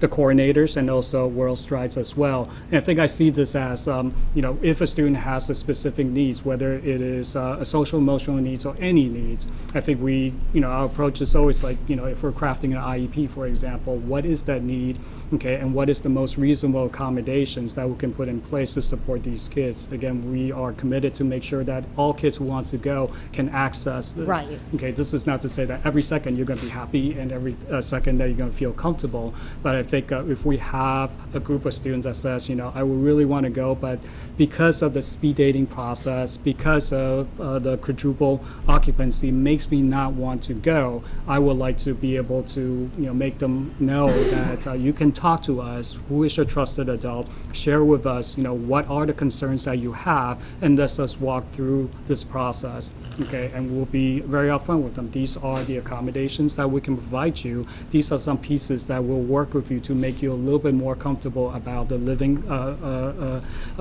the arrangements, right? But again, I think we will have to have that conversation, and us working through what is a reasonable accommodation for your child. Right, and thank you. I really appreciate that, because I like the proactive approach where parents and students, where the district is presenting that as an option to begin with, instead of that being something they have to ask for. Because a lot of times, if it's not offered as an option, people don't realize the option even exists to have those kind of conversations. Right. So, and I don't expect you to have answers to any of this today either, but as we're starting to move back into talking about the DC trip, and we had talked about this before, I just wanted to bring those up again to make sure that we're being as inclusive and proactive as possible moving back into this, because like everything else coming out of COVID, this is an opportunity to rethink some of the way we've done things. And I really appreciate how thoughtful you've been to work with Ms. Murphy and think about all the health accommodations. So I just want to make sure we're thinking about that part of the trip as well. well. Right. And again, I will absolutely put a lot of thought into how to present this to the parents so they understand that you can come to us to talk about, the needs that you have, the discomfort that you have. But, I also want to be realistic about the Right. fact that, hey, just because you ask for a double occupancy doesn't mean that it exists. Not because we don't want to give it to you, but it it also limits us in terms of our planning process, and that could potentially lead to health and safety as well because of the coordination piece that I just mentioned. So I'll give a lot of thought into how to present this so that we, make the parents understand that it's not all or none. There are ways for you to communicate with us, and there might be needs that we don't realize that you have yet. You can always have that conversation instead of thinking that I either signed up and put up with this or I don't sign up. Right, right, because it is a beloved trip, and kids don't like to be left out. Agreed. Yep. Mr. Hopcroft. Thank you, Mr. Lin. I appreciate all the thoughtful presentation. And Ms. Bergstrom, I appreciate your question about social emotional. On that, I just wanted to say being very proactive, is I think very important because many kids or kids that have more social emotional issues, we talked a lot about who chooses to go, and we'll work with them. Many of them won't choose to go out of the anxiety up front. So the earlier we can get that, it might help more people be able to access the trip. But my question really was around affordability. I know we're a fairly wealthy town, but are there programs or scholarships or something in place for people Yeah. who might not be able to afford this but would like to go? Right, that's a very good point. Pre-COVID is pre-COVID, but just based on our experience, pre-COVID experience, is that we have not had issues not funding, not supporting parents that has difficulty funding the trip. WorldStride itself provides a scholarship, so for every 30 tuitions they collect, they give us a free tuition, and so just based on that alone, we're able to pretty much fund every single student. Most of the students most of the families that come to me and say we can't afford the trip, the conversation I typically have with them is, tell me what you can afford. And most of the parents, based on my experience from the last trip, is that most of them will be able to at least put down the $99 deposit, and then WorldStrides, based on the scholarship they gave us, will be able to fund the rest of the tuition. I remember the last trip we gave out, we supported 4 families that asked for full tuition, and we were able to give it through them just based on the WorldStrides scholarship that they gave us. I do remember we accessed ENCA for one tuition, and this was a student that actually not registered for the trip, but registered to the school in the spring, so a new coming students, and by that time, the WorldStride scholarship has already been, that money has already been used, and ENCA was able to help us to fund for this particular student to go. And so, yes, this will be, ENCA will be another avenue that will go. And again, I can't predict whether this will happen or not, but typically we collect, again, we don't ask, but parents have always volunteered additional money to support other students. So last year we collected, the last trip we collected well over $3,000 just by parents saying that I would like to pay another tuition for another students to go. So based on our experience, we never really needed to fundraise in order to support this. But again, if we get to a point where the tuition that is offered to us from WorldStrides and also ENCA is not able to fund the students that can't, and we will definitely start thinking about what are some organizations around us that has supported us in the past with extracurricular activities that can support us with this.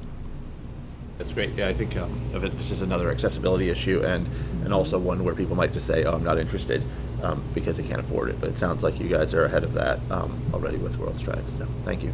Yep. Mr. Brady.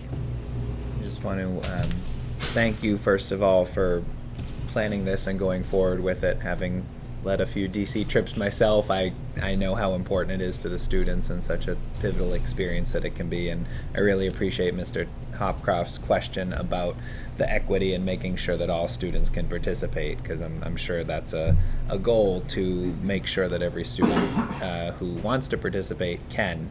So I'm really excited about that, and I just appreciate the fact that you and the staff and the parents are kind of committed to, again, with all the uncertainty, I think this is definitely the right course, still trying to do it, putting everything in place that you can, because again, I think it is such an important opportunity for the students. It can be maybe the most important opportunity in middle school for some students. So I'm very excited that you guys are doing all this work, and I really appreciate it. Okay, thank you. Yes, we're going to make every effort to make sure that our incoming 8th graders have this experience, and again, as inclusive as possible. I just would like to note that my understanding for the last couple of trips, the students that opt not to go, numbers less than 10. Okay, so out of 370-something kids, I think we have less than 10 kids that opt not to go. But again, I also want to acknowledge what Michelle is saying, that, there might be some kids that went, okay, and came away going, this is not what I anticipate to be, or that I really didn't have that much fun, or, the experience which is not very positive because I had these issues with X, Y, and Z, and I never felt like I was able to communicate with the trip leaders or the trip organizers about my needs, because I always feel like it's all or none. I either do this or I don't go. So I'm fully cognizant of that. But in terms of numbers of students who opt not to go, families not to go, very few people prior to the pandemic opt not to go. That's great. I just want to. Go ahead. I was just going to follow up on Mr. Hopcroft. Besides the full tuition, do you offer tuition breaks to families as well? Is there an opportunity to do that a family might, can they understand they could get it at a reduced rate as well? Because I could see families also that might be challenged with the cost of the trip saying, oh, well, I'm not one of those families who needs the whole cost covered, but I can't pay that much. Well, I like to think that the way we communicate to the family is that, please let us know what is it that, you are able to do, and please don't let the, $1,000 tuition to let you think that you cannot go. And so I like to think that we communicate that very clearly to the families that, you don't have to pay the whole thing. And even if you cannot pay the whole thing, you can tell us that you can't do that, and we will make every effort to make sure your child can go. And like I said, majority of the families that reaches out to me, and again, those families only communicate with me. They don't communicate with the coordinators. They don't communicate with World Strides. So the only person that knows, okay, who are the people that are asking for scholarships and financial aid is me. All right, and my conversation with them is always, what is it that you need help with? What is it that you can afford for this trip? And like I said, I think if I remember correctly, during the last trip, 4 families asked for a full scholarship. Most of them will say, I can put down the deposit. I need help with, the additional Rest. 3 installments. Great, thank you. Go ahead, sorry, Karen. Oh, no worries. I just wanted to say thank you so much for all the thoughtfulness that I can tell that you were already putting into the trip, and then for your proactive communication with us, and then with your staff, and then what you're planning to communicate to parents. So, really appreciate it. Thank you, Karen. I'll make sure my coordinators know as well. And I also want to just give a plug to the 2 coordinators that's actually going to be doing the heavy lifting of the planning process. I'm really just here to talk about the information, if you like the face of this. But the heavy lifting is going to be done by Pat DeVries and also Grace Tripp, who's going to be doing all the details and also negotiating through the inclusivity piece, with the exception of the financial aid, but navigating through all that, difficulties, social emotional obstacles that our students are going to be facing. So there's still a tremendous amount of work that needs to be done. But again, we feel like it's important, and we're going to make every effort to make it happen for our kids. And they worked with Mr. Tully in the past, right? Yeah, unfortunately, as you know, Mr. Tully retired, and so Yep. there's a big, pair Big of hole in shoes the to fill. DC trip. Yeah. Yep. Any further comment, Mr. Nixon? So I have a unique perspective here. I've got 2 kids who've gone on this trip, including a rising high school junior who I think was in the last cohort that went to Washington, That's D.C. right. Yep. Yep. So that trip, as others in the past, though it doesn't happen every year, there are always hurdles that these trips face. Sometimes it's weather, sometimes it's sickness, sometimes it's both. There was an issue on that trip where, due to a massive rollover crash Yep. that actually made, I believe, the national news, as I recall, one or two of the buses did not make it to the barbecue. Yep. My daughter was on one of those buses. Kids were very upset, went back to the hotel. Teachers dug into their purses and wallets to buy pizza for students, some of whom were just so mentally and physically exhausted, they were a crying, babbling mess under the table, eating cold pizza, and they were very upset and disappointed, and yet I had a very good impression about how hard the teachers were working to make this happen. And by the way, Dan Perenick's recognition dinner and the fantastic stage work of the Washington, D.C. teachers team just emphasizes to me how important this is to them, as an event, and how successful they want it to be for students. So I appreciate all this. This is a long-standing tradition, and when it works well, it's fantastic. I want to make, though, a couple of sort of real-world observations. Just like the cruise line fears norovirus, so does the Washington, D.C. trip. And in fact, that last trip we ran, it hit pretty hard. And in some years, we've actually had Winchester parents have to fly down to Washington, D.C. to bring large numbers of students home. We still run the trip. But the reminder is we're talking about a large number of students, and given our enrollment growth, in fact, this trip gets bigger and bigger and bigger every year. So more buses, more buses. I mean, logistically, it becomes even a bigger challenge. And so what I am concerned about is knowing that right now there's not even emergency use authorization for vaccines for some students, some of whom are McCall students, not 8th graders, but we have a lot of families with multi-age students in the household, not knowing what path this is going to take, and recognizing that I think Ms. Murphy is going to be with us at our next school committee meeting. Did I read that right? Jen Murphy from our public health director? We will extend the invitation. I'm sorry? We will extend the invitation to her. So I hope she can join us, because we had conversations actually as a school committee last summer in August about what our return to school would look like, what protective measures we could and should be taking. And we invited Ms. Murphy to come participate in conversations with us, and they were very, very helpful. So when you mentioned you were working with the Board of Health, I was just surprised because I didn't see this on their agenda at their 2 June meetings, and I'm not sure when you were working with them, but I would have loved to have listened in to that to understand. Is it the Board of Health you've been working with, or our public health director? Just Jen Murphy. So Okay. I had a conversation with her, basically just presented, these are the health and safety protocols that has been brought to my attention that's been established by World Strides. All right, do you Okay. feel like this is something that, needs to be added, it's something that needs to be adjusted? Does it seem reasonable based on our understanding of the COVID situation? And her response on the phone is, yeah, it just makes sense. Her feedback was, if I remember correctly, that the PCR test, her recommendation is that we don't go 5 days, it should be 3 days. And then our conversation was, okay, so is there any way for us to work together? Because that 3-day window is going to be very difficult for parents to be Right. able to get their children tested. That's when we said, let's see if we are able, when we get to that point, be able to get the testing to school so that we can conduct those testing right there, so that parents don't have to figure this out on their own. Yep. So when I say Board of Health, I should specify that the person I've been talking to is Jen Our Murphy. public health director, Correct. right, okay. I appreciate that, because they each kind of they have different roles in Yes. this whole process. And so, for instance, on that particular issue, have there been conversations about, therefore, the number of tests and how one pays for those tests? No, it has not, and I think that would be something that I will have to think about how to finance that, and I think that would be a conversation I can have if this move forward. I would like to have with our PFA to see if we are able to get the tests into the building.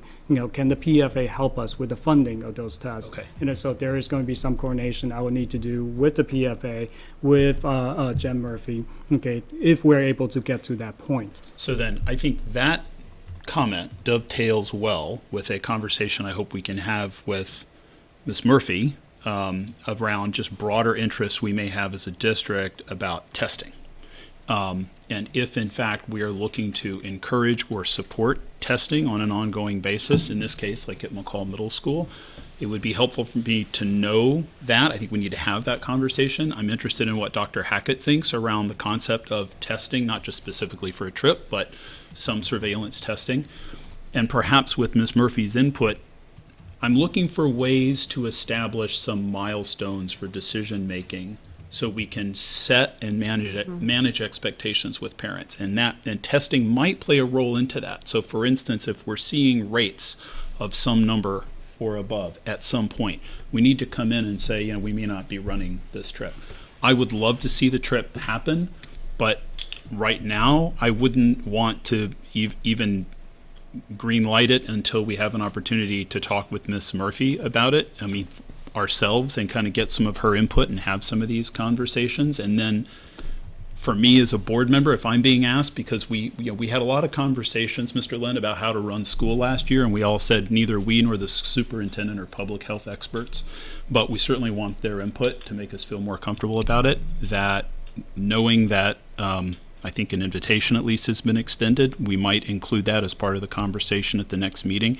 And then if we feel comfortable taking that initial step and saying we would like to run the trip, these are the things we know, these are the things we don't, these are the things we're concerned about. We give you the right information to communicate back out to those 8th grade families, and we can kind of manage expectations. But I mean, and not to belabor the point on testing, but that's just a really good example where that could be a really important piece, but it also could be very expensive. Who's paying for that? And are we going to have the resources, or does that burden the Board of Health? I mean, these are just important things for us to kind of sleuth out and understand before we greenlight it completely. So what would the date be that you would need to know for sure? I mean, when do you need the school committee to approve the trip?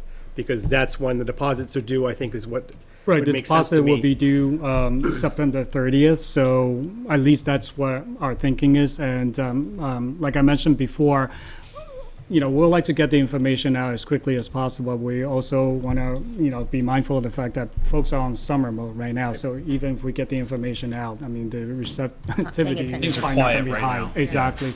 So my thinking is, if we can get some answer from the school committee by, at the very least, at the latest, August 15th, all right, about whether this is a go or not, and these are the information you'd like us to communicate, I think that will give us enough time, okay, to begin the process, getting the information out, getting the deposit in, and letting World Strides know that this is a go, so you can begin the planning process. And students would receive their deposits back if they cancel by, what's the cancellation date? If they You know, cancel, yeah. they're Anytime, right? yeah, no, their thinking is this, and this is what happened 2 years ago when, we pulled the plug on a trip because of COVID. Right. What they always say is that we will reschedule the trip, the Right. trip, Right. right? And so they're not going to say to us that if, there are issues, for example, that COVID really gets bad, that there's no museums open, okay, during the week that we're going to go, they will say, oh, let's push it out to June, let's push it out to X, Y, and Z. Right, and so that's what they will do. But for us, if we decide to pull the plug on a trip, it will be November 1st. Okay. That's when they will get the money back to us. Okay. All right. Because I'm just wondering out loud, to Mr. Nixon's point, one of the things that I had put in here is a possible action that could be taken, but if it may not matter right now, was just a preliminary approval, knowing that you still have to get out to parents, how many parents are going to want to go. Right. The numbers could be very different than they Correct. might otherwise have been, and there's still a lot of information that we have to get. Answers to questions that we may not be able to get in August. It may be September. It may be October before we know the testing situation or the trend of the virus within the community, so that's good because it gives us, the November date does give us some time, Right. to at least be able to get a little bit more information before they would actually lose their deposit. Correct. And one thing to remember, I had a conversation with World Stride about what is the minimum number of families that signs up in order to run the trip. Is it 5? Is it 10? What they said is 35. So if they have about 35, they're willing to run a trip for 35 kids, which I'm fine as well. That means that the remaining of our students will find an alternative activities for them to do. Obviously, it's not going to be DC, but we can arrange something for them to have some form of experience as well. All right, so it doesn't necessarily have to be everybody goes, all 400-something kids, or, nobody goes. Is the September 30th deadline a true deadline? What if there are parents who are uncomfortable with the precautions we've put in place, with what they're able to learn by September 30th, the way the world looks by September 30th, but then by November 1st, everything looks rosy, Right. and they want to go then? Right. Like, how many people, you'd mentioned one student added on in the spring. How many, I'd like to know from World Strides, how many students we could add on between September Right. 30th and November 1st, too? Right, I think the September 30th deadline is not a hard deadline, but just from previous years' experiences, there are plenty of people, after we set our deadline, we're calling them, say, we haven't heard from Right. you, what are you thinking? And then 2 weeks later, a month later, sometimes they get back to us and say, oh, we're actually interested, I just forgot, or da-da-da-da-da, right? So, we'll never exclude anybody, even if you tell us in the last minute you change your mind, right? But again, I would like to think that we should set some form of deadline to at least get a Right. sense of, Right. how many people want to go, because if we set September 30th and nobody, everybody's still worried about COVID, and so at that point, at least I can say to a Rolls Royce, this is what it looks like right now. We might be looking at 35, Right. right? And so you should be thinking about that. But again, if we had 90%, 300 something, right away jump in and say, I'm willing to pay the $90, and I understand I might lose it. Okay, then that tells us, okay, there's a lot going on, and we will need to plan for that many, and that will kind of kick into our planning process for the testing process to, all the things that we'll need to put in place. I guess I was worried about the other way, that you'd only get the 35, but then you get 200 more that Right, yeah. I mean, I wanted think to it has go. be, and- for that reason, some kind of deadline. Right. Because people would hedge their bets until the real deadline hit. Right. Correct. And until you're kind of willing to give up that $90 deposit, then, we don't really know for sure whether or not you're going Right. to come back a month from now. Yeah, I understand your point. So I think my recommendation is we still set the 30 deadline, and let's say I got 10 people that signs up, and then I think then we will have to do a huge outreach and say, this is what we got. Is this really what you're thinking? Because right now, based on my numbers, we might not be able Be to able to run. run the trip. We're not going to run the trip. So, Right. what are you thinking? I need an answer from you. Right. I'm just wondering from the committee whether it would make sense for a preliminary approval to be given so that you can begin to go out and just gather information about what the interest level is with all kinds of disclaimers on it, that this has not been approved by the school committee yet. Right. And then come back to the committee maybe in late September prior to that deadline and with an update. And then you have more time to green light it. Yep. So you're not forcing yourself to green light it in August, I guess is my. Could we Yeah. do a planning approval? An approval to plan a DC trip? Or if I think what Dr. Hackett was suggesting is if we're not really giving any kind of preliminary approval, at least we have an understanding that Mr. Lin may go out and say, I've presented this to the school committee. There's interest in running the trip if it's possible or feasible. I'm trying to gather interest Right. among families to go. And this has not been approved yet by the school committee. That, I think. That would be enough. Yeah, Is my thought perfectly was- acceptable, because there's the public health issue, which is what are our expectations and how do we know we're meeting those expectations? Testing may be a part of that. And then there's the budget issue. I mean, if a PCR test costs us between $200 and $250 each, who's paying for that? So, It's not that high anymore. so that's part of the conversation is what is it going to cost? And if we're doing surveillance testing sort of throughout the year, that also could be very helpful in kind of reframing. And are we going to test What are when they ex- return? What's Which is- that? Are we going to test when they return, which is as big of an issue as before they go? Well, again, I agree. And then if there is ongoing surveillance testing, then that would Maybe be a part it of might that catch it. conversation as well. Yeah. Yep. Yeah. Mr. Hopcroft. I'm generally supportive of doing the preliminary approval of this, and I want to pick up on something Mr. Nixon had said earlier, which is just sort of the over-communicating aspect of it, that there is a lot more uncertainty this year, and there may be different restrictions that may come on later, and I think to the extent that we can let parents know that, not only is it numbers, but there's all these other factors that could cause this to go away, but we want to try to move forward because we think it's a good experience. And then, obviously this is up to you, but I wonder if some of this testing can be worked just into the cost of the program, have it be a $1,300 program, And if people need assistance, they can apply for assistance, but, maybe some of it can be dealt with in that way, but anyway, I'm supportive of moving forward so long as everyone understands that there's gonna be some gates we have to get through that may be different from normal years. Yep. Yeah, and if I'm hearing what folks are saying, I'll be happy to send some preliminary information. This is what I'm thinking, out to the 8th grade families, and have them give us some, not committing to signing up, just to gauge interest. I guess my only question would be, like I said, my sense is probably very little. I'm probably going to get very little participation in the survey, and so I'm wondering if I come back and I have 10 people that says, "Oh yeah, I'm interested," and there's no other responses. What is that data going to be telling us? Right. Right. Mr. Hopcroft, you had a follow-up? I was just going to say, I'm also comfortable with having people register and having a deadline, as long as they know that, should something happen, we may shut this down and give you your money back. So I don't mind having it run the normal process. We're running the trip as we are. There's some uncertainties you don't know about yet, Right. and you can pull out if you want, and then come this deadline, we'll have a better decision by then, just so you can get real registrations if you want. Right. I mean, my recommendation would be, again, like I said, whether you approve or not, or you approve preliminarily at this point, or wait until your next meeting to give us approval after you get your information from Ms. Murphy or whoever you feel like you need to get that information. In my mind, if we can have some sort of confirmation from the school committee by mid-August, August 15th, let's say, then that gives us still time to move forward, because the deadline is September 30th. And, in my mind, most people are not in school mode until that time Right. anyway.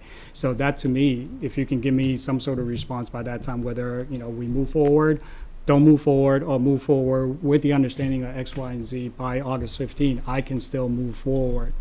Right. To me, if I were to right now send out a survey to 8th grade and 8th grade parents and say, if you're interested, I'm not very sure how reliable that information is Right. going to be telling me. Mr. Brady? I had a thought, and that was just that no matter what we do in terms of approval, if a situation drastically changes, we would have to rescind our approval. So I'm wondering, what's the harm in right now, based on what we know, can we approve that we want the trip to go forward, and then, but making it clear with the caveat that given the situation, we're approving this, but 2 months from now, we might have to say, no, this trip is canceled, and just saying that up front, to me, that's just another way of going about it. I don't know if that's helpful at all or not helpful at all. I mean, I think everyone would know that anything could change. We could cancel it, having lived through the last 2 years, but I think it's worth saying. But I don't want to hold you up, and I don't want to kind of dampen any kind of enthusiasm for the trip, or kind of discourage people if we're not giving some kind of approval, because I feel like if we don't think it's safe and it's something we shouldn't be doing, then we should just say that. But if we think it is something that right now looks safe and we should be doing, I think we should say that. And again, if the situation changes, I think clearly we're going to change, and we should respond, and that's what the parents would expect. But right now, I think you've presented a good plan. You've done a lot of work. It sounds like in your talking with our director of public health that she's on board. So I feel like if she's on board at this point, we should be on board at this point. And again, keeping in communication with her about what the changes are. And obviously, we're going to have to revisit this decision no matter what decision we make. Right. I'll just harken back to 2 years ago when COVID first hit, because when we shut down, we're literally 3 weeks away from going. I mean, we had everything prepped, ready to go. And at that time, the superintendent made that decision. And my understanding is ultimately the superintendent makes every decision about whether a trip goes or not. So at that point, the school committee did approve for the trip to go forward. But because of logistic issues, the superintendent decided that we're not going to move forward. And everybody understood, many unhappy about the fact that you're not going to get every single cent back, but that's what you signed up for when you first put down the money, right? And I think in this particular case, I will agree with Seamus that we be upfront as much as possible, that there is more likely than previous years that we might pull the plug because of all the uncertainty. And so understand that if you put down the money, there is a high possibility that that deposit might not come back, even if we decide to pull the plug on February, right? And just the nature of the trip, right? And just, World Strides can't plan any other way because they have deposits they need to put down as well that they cannot get back. I guess my thought was if we could reach, and I'm not sure if this is exactly what you were looking for, but if we could reach consensus today on allowing Mr. Lin to go ahead with his preliminary just communications to parents about the trip, and then and then vote. Well, I guess I was looking at August 10th, but Yeah. vote at a later date. Right. So Yep, that's I thought exactly what I'm looking for. consensus Right, today. Right. I think that's Vote what- later. Yeah, that's That was exactly my what I'm thought. looking That for. I sounds mean, good. the most important thing is right now, if the answer is no, then we're done, right? I mean, Right. That's why there's value in you being here. Right, Yeah. It might have been no. right. Yeah. And I'm okay with waiting until August 10th because, like I said, even if we start getting the wheels turning, we're not going to get much responses from the parents anyway. And Mr. Lin, I'll speak for myself, but encourage all the other members, if there are still outstanding questions we have for you, perhaps we should also get those to Mr. Lin in writing Yes. Yeah. between now and August 10th. Yep. So that, because I heard a lot of questions that came up today and a lot that understandably can't be answered here in this setting, but it's only fair to you before you come back that we'll commit to getting those to you as well. Yeah, and I appreciate that. You're absolutely right, and I'll appreciate all the questions as well, because the question that you have from me likely will be the questions I'll get from the parents, and I'd like to be prepared for those as well. There's only certain amounts that you can anticipate, right? So, yes, absolutely, get them to me whenever something pops in your head that you think other parents might be wondering. The only, I'm sorry. I was just going to acknowledge that we have a 4-month window, it seems, where we can cancel and everyone gets all their money back. And then another 4 months after that where we can cancel. So it's hard to predict what will happen in that time. But Right. I'm very comfortable with the chair's recommendation about consensus now and voting at the next meeting. So. Just separate, apart from that, I just wondering if you might be able to approach them to ask them whether or not they can extend that September 30th deadline to like mid-October, because I think there's a lot of anxiety about kids and families going back to schools. Right. Nobody really knows exactly, we're not cohorted anymore. Right. So maybe just let people get comfortable. It might help with the numbers in terms of people, okay, this is going well so far now. I'm more willing to sign up for a trip. Yeah, I'll be happy to talk to them. The September 30th deadline to, yeah. Let me see what I can do. Like I said, Even this- October 1 sounds better. Right. Can I, on Dr. Hackett's point, which is an excellent one, I think, but that also buys us some time with, again, Ms. Murphy, to maybe help establish some of the criteria Right. and the planning for this trip in a most unique year, which is actually going to make families perhaps more comfortable Right. participating. So it's in World Stride's interest to give us a little more time so Right. we can have those conversations, get Ms. Murphy's input, and come up with whatever additional detail Right. we would have for it this year that we've never had before. Right. Yeah, that makes sense to me. I'll definitely go back to World Stride to see if they're willing to move the September 30th deadline. November 1st deadline was, something that I actually pushed for January 1st. And that was a no-go for them, again, for what they need to do. Right, so the November 1st deadline is a hard deadline. And my thinking, if I were to present to the parents right now, is that, if the $99 is not a financial hardship for you, put it down, just say yes, even if you think Right. you're going to go. Because if you say no before November 1st, you'll get every single cent back. So to me, it's a no risk. Right. Right, so I understand your point about moving the September 30th, but if I have people, that's still waffling by October 15th, my recommendation for that family is that if $99 is not something that, you have trouble coming up with right now, put it down and say yes, right, because you have absolutely nothing to lose. On or before. On or before. Yes, on or before, yep, Yeah. yep, Technically, they do have the ability to lose the $99 if we shut it down after November 1st. Correct. So. Right, so on it before November 1st, so it's a no-risk proposition if you were to put it down either on September 30th or October 15th, right? And then you decide, I don't want to go on, October 30th while you're trick-or-treating, yeah. Right, but if we shut it down in December or January, then they do lose it. Correct, Yeah. they will lose that money, yeah, Thank you. yeah. Any further comments? Otherwise, could we have consensus to allow Mr. Lin to proceed with preliminary communication with parents through his staff about the 8th grade DC field trip? Yes. Okay, yes. All right. Okay, Thank you. Thank you all so right, much. thank you very much, James, thanks for thank your you. time. Thanks for coming in. Thank you, Mr. Lin. You're welcome. So, I'm very sorry, but I'm going to ask if we could take a little 3-minute recess to run to the restroom. So, Yes. Yes, and just to stand up. Cam, no? Consensus on that. Win Motion to Cam, recess. could we take a little 3-minute recess? to- Motion to. All thumbs up over there in that Motion. corner. Seamus and I are already out of our Motion. seats. All right. I stood up as All a in motion. favor? Aye. Okay, okay. It was a Gotta run. standing vote, Seamus.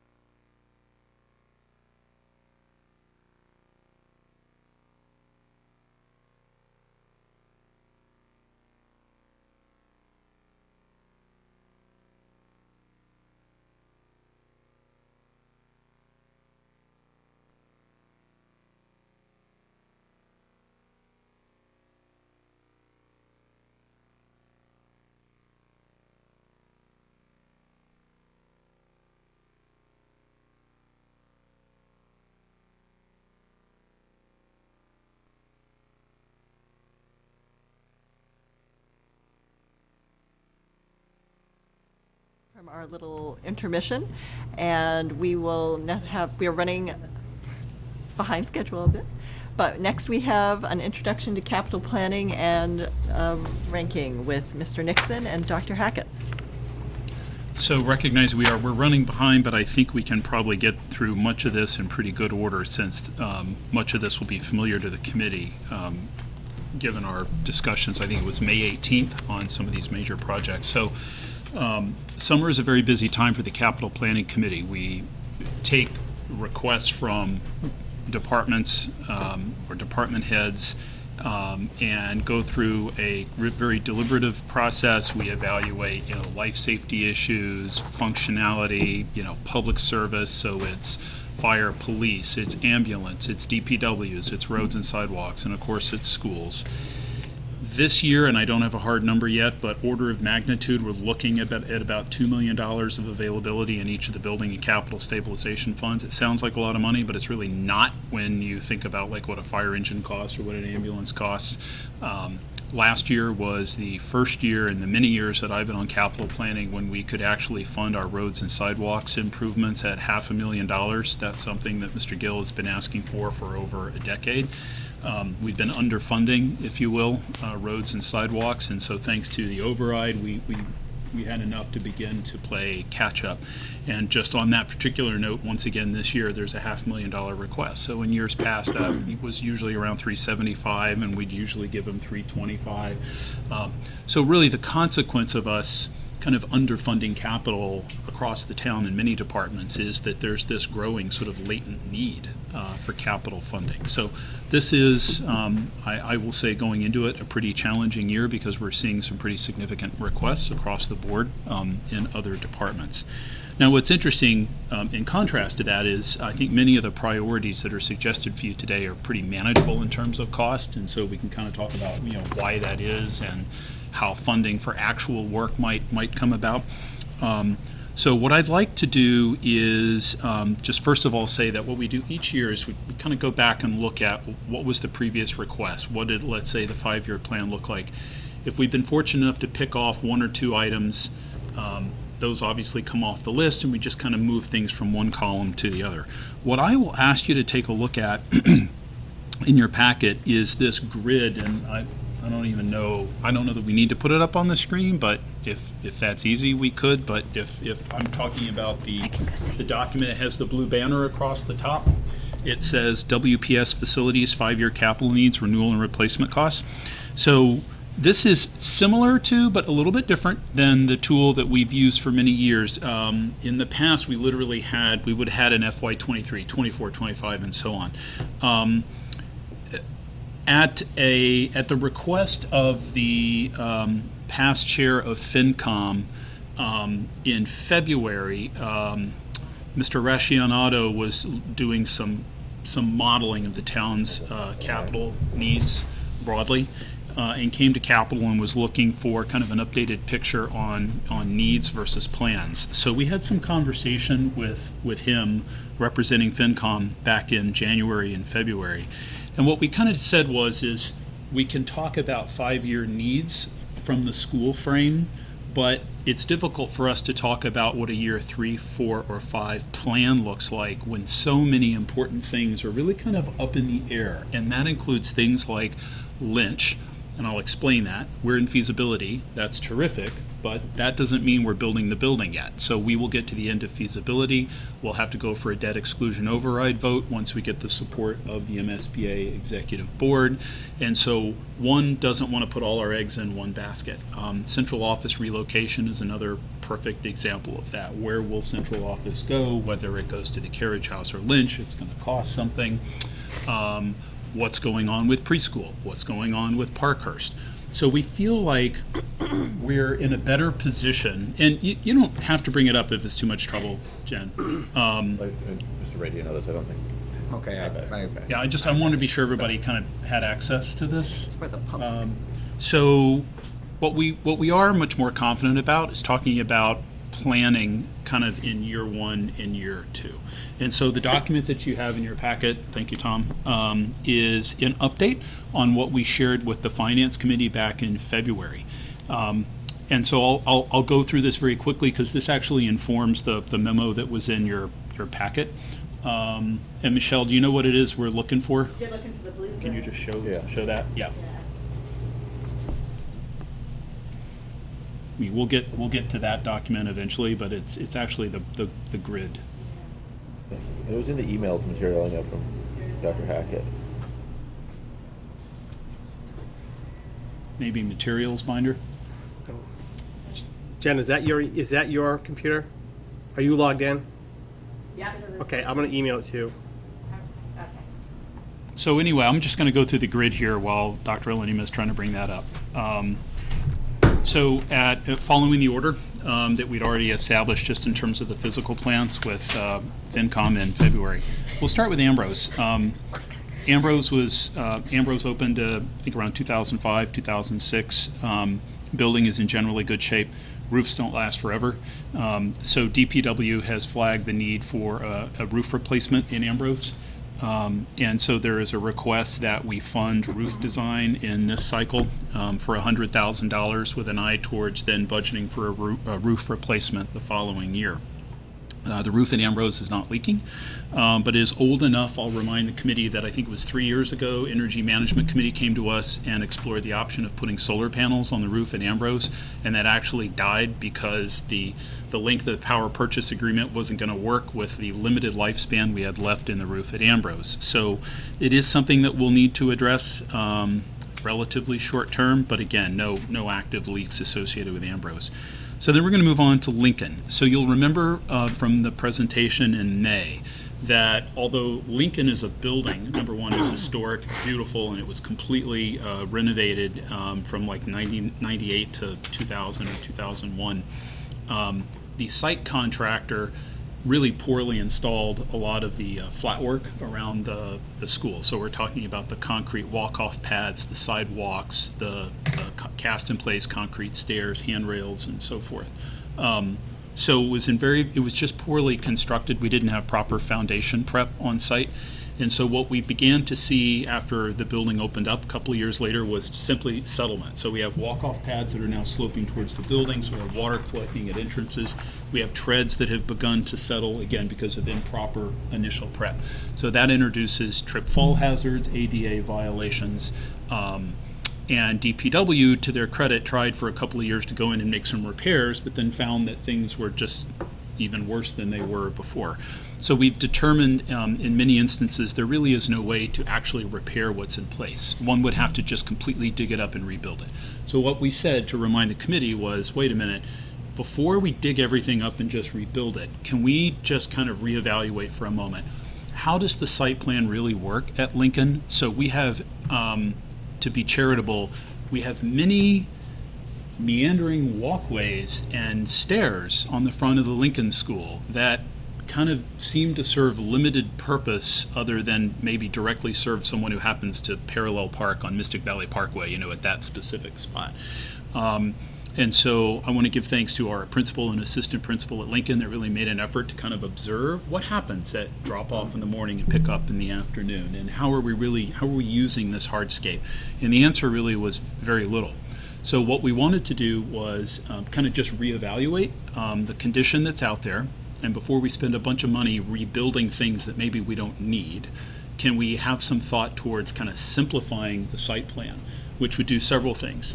Thank you, Jen. So we might simplify, might have one set of stairs where today we have 3. So that's going to save us money in the long terms in terms of maintenance, and it will make it a little easier in the winter with treatment with rock salt and snow clearing and so forth. It's also an opportunity actually to get rid of impermeable surfaces, and more grass would obviously be nice. So anyway, the building-based team has been very helpful, giving some input, and we have kind of a helpful and interesting kind of preliminary plan that Gale Engineering is working on. So the request here for FY23 in the grid, which we'll get into a little more detail in a moment, at $155,000, that includes a place work to kind of take the schematic plan right now and carry it a little more forward, so we're very specific about materials and costs and can be really certain about what it would actually cost to do the work. And our Gale team is working right now on pulling some of that information together in terms of preliminary cost, and perhaps Ms. Bolognese, we could get a presentation here like in August or September. Once they're ready to do it, the school committee could kind of see what they're thinking. So right now, that $95,000 you see in the note on the right, that's a placeholder. That's conservative, and I think it's high. I think that will actually come down. The other need that we have at Lincoln is to replace the chiller, but actually rethink the design a little bit. What's there today kind of reflects design thinking from the mid-90s, and there's some more efficient systems that are available today. Lincoln is an air-conditioned elementary school. It's our only elementary school. It's fully air-conditioned. In addition to that, we have an IT room that needs cooling as well. And we've had some failures of this equipment over the past 2 or 3 years. So DPW is very concerned about the longevity of this. So really for FY23, it's those two pieces that add up to the 155. I'll take, and both with respect to Ambrose and Lincoln, I'll move now one column to the right and simply say, if we were to proceed with Ambrose, a new roof is going to cost over $1 million. Right now, that 1.4 is kind of just a plug number from our VFA facilities database. I can tell you the good news is, if you can believe this, in this economy, if you've heard about the cost of construction ballooning, a sheet of plywood went up like 50 or 60% in the span of 3 months. It has come down in the past 3 weeks. I can actually share with you that we're actually running under budget at Morocco on all the roof work. So we're pleasantly surprised. I don't want to jinx that, but we're actually thinking this 1.4 figure for Ambrose, that's a comfortable number, would probably come in a little bit lower. And then if I drop down then to Lincoln, that 850, that is really a very conservative plug number. So once we get some actual cost estimates from Gale, we might see that drop by 30 or 40%. So please understand that 850 is just a conservative plug right now. And is the 850 sorry, Chris, the chiller and No, the flat work, 850, or is if you that look there, just- look at the note on the right. So for Yeah. FY24, that's literally doing all the work on the site at Lincoln. So that's tearing up the faulty sidewalks, the stairs, the treads, the handrails, and But nothing to do with the AC. nothing to do with the AC. That's just Okay. the site work and flat work piece. That's Okay. right. Because we don't really know how the chiller piece would come in on that right now. Okay, now I'm going to move down to Lynch for a moment.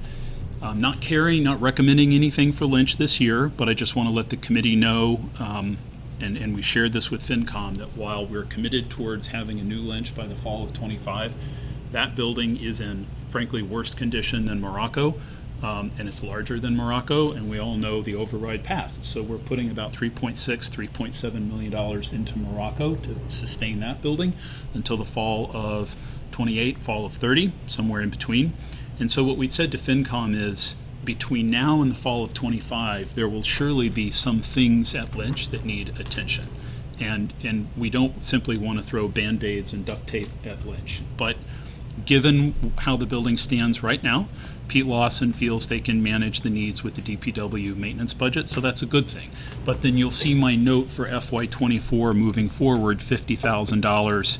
It's just kind of right now an annual plug towards renewal and maintenance costs, because something may come up and it simply can't wait until a replacement in the fall of 25. But for now, for this cycle, we don't see any need for funding at Lynch. Now, Morocco, I wanted to carry this simply to acknowledge the capital needs and what we're addressing, because as you'll see there below the line, you see a subtotal, and then I'm backing out what's actually funded at Morocco.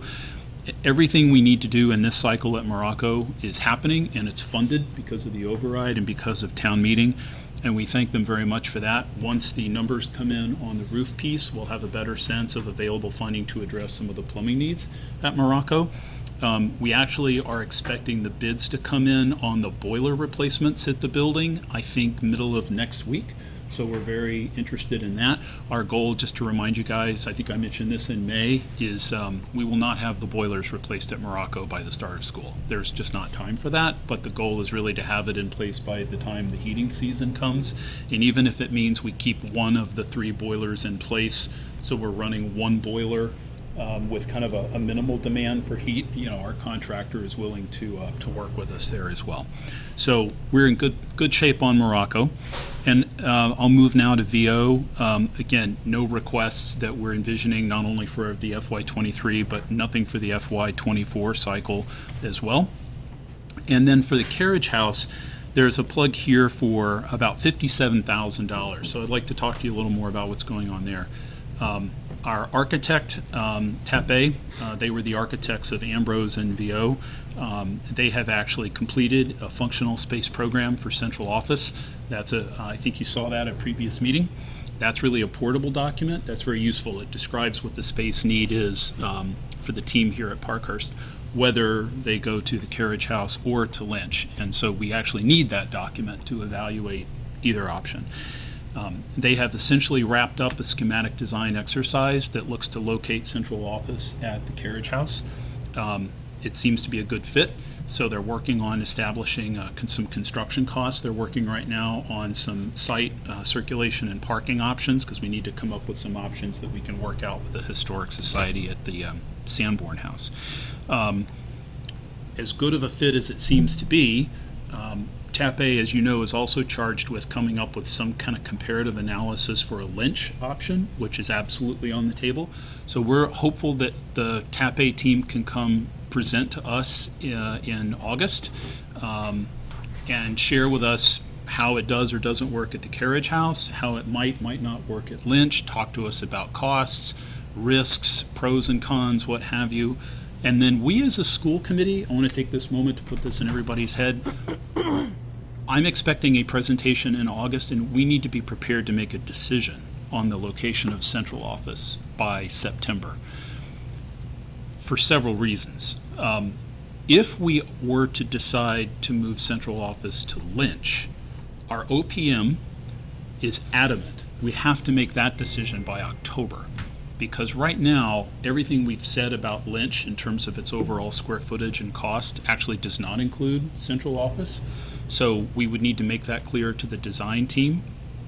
And of course, it adds to some of the design challenges associated with Lynch. But that is significant. Remember, we're saying right now Lynch is about 91,000 square feet.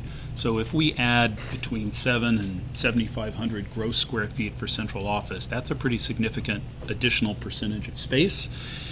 And that's not something that we can do, halfway through schematic design on Lynch. So just to recap, if we were to choose to send central office to Lynch, we need to make that decision no later than October. October 1 or October 30? In October. We'll talk about this when Tape comes in. But our OPM is saying, because all they really care about, if you can imagine, is the Lynch project. That's what they're really responsible for. So we have a hard deadline associated with a Lynch location in October. But the reason we should really entertain making a decision sooner really has to do with the capital process and fall town meeting. And it's for this reason. This $57,000 allows us to take, if the school committee should feel, again with recommendations or input from administration, that the carriage house is the preferred option, then what we would want to do is take that schematic design and carry it one step further to what we call design development, with even harder cost estimate figures, and then use those as the basis for funding. Now, there's a reason why capital planning supported the initial programming and schematic design exercise at the carriage house. They certainly understand that central office being at Parkhurst is not really a long-term plan. The space was not designed for that. It's somewhat inefficient. But we also have been really clear all along. We're not expecting the building or capital stabilization funds to pay for the relocation of central office, whether it's to the carriage house or Lynch. It would have to be a debt exclusion override or some other means of funding, but it would not be coming from the stabilization funds. And of course, if it were to go to Lynch, the same is true, because the Lynch, as we know, would have to be a debt exclusion override. So the good news is the carriage house programming and design project actually came in a little under budget. So Meg White has a little money left over, so this would be some supplemental funding that allows us to carry that design a step further and be a little more precise about cost. If the school committee should determine that carriage house is where central office needs to go, then really time is sort of the essence, because the longer you wait, the more expensive things become in terms of construction. So we want to get that going so we can get going down that path. Now, I think it's noted in my memo in the packet to you that, again, this is very much kind of a placeholder right now with capital planning. If school committee should determine in September that, in fact, we would prefer to send central office to Lynch, then what we would simply do is we would pull this, we would withdraw this from our capital request. That's not at all unusual. Each capital cycle, we have 2 or 3 or more withdrawals. In fact, REC actually withdrew a proposal just last week on Wednesday. And Dr. Hackett and I will make this very clear to capital as well, that this is a placeholder, and the school committee has not yet had the presentation, hasn't had the discussion. So I don't want to beat this to death. Want to be very clear with everybody that we're not prejudging the outcome. We need to have that presentation and then have the conversation about where central office goes. So with respect to Parkhurst, as you know, we already have plans to bring some pre-K classes down here. That work is going on. There's funding for that. DPW believes that given all the work that's happened in the building, we can wait a year. Let's see how the pre-K solution works. Let's make a determination about central office before we make other investments in Parkhurst. Parkhurst will need a roof, it needs some electrical upgrades, but really what the building needs ought to be a reflection of what the long-term use of the building is. So for 23, we don't see any real need for Parkhurst.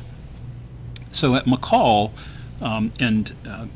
you may remember this from the May presentation, the original 1932 facade that faces Main Street is in increasingly poor condition. So we've had some freeze-thaw, spalling of brick, of precast stone. Some of the original copper flashing has failed. We've got water penetration into the building in some areas that's causing efflorescence of the plaster and the paint. And the precast balusters in front of the areaways, which really an important safety element as well, have really begun to deteriorate over the years. So as you know, we did a preliminary investigation. That report actually just came in about a week and a half ago. It is 94 pages in length. It is extremely detailed, just in terms of identifying all of the failures or areas of concern. This was a top priority of the school committee in the last cycle, and absolutely does represent a significant issue moving forward in terms of continued deterioration, and it's a safety issue, frankly, which is why it's proposed today as being literally the top priority. So what we would look to do here is advance a request to actually complete a construction document package that will actually tell the contractor what it is we want to do. So what areas can be repaired, what instances should be, what materials should be replaced, what flashing should be removed and replaced, and so forth. That 152 is, let me just pull up my memo here for a moment. I think my memo is in here. I wanted to be sure I go over this with you. So if you look at the memo that accompanies this in the packet, the cost for that facade masonry repair, the construction documents, that's a hard number that just came in last week. It's actually $24,000. The reason that we have a larger number here in the grid, that 152 also includes the preliminary roof design documents to replace 2 roof planes at McCall.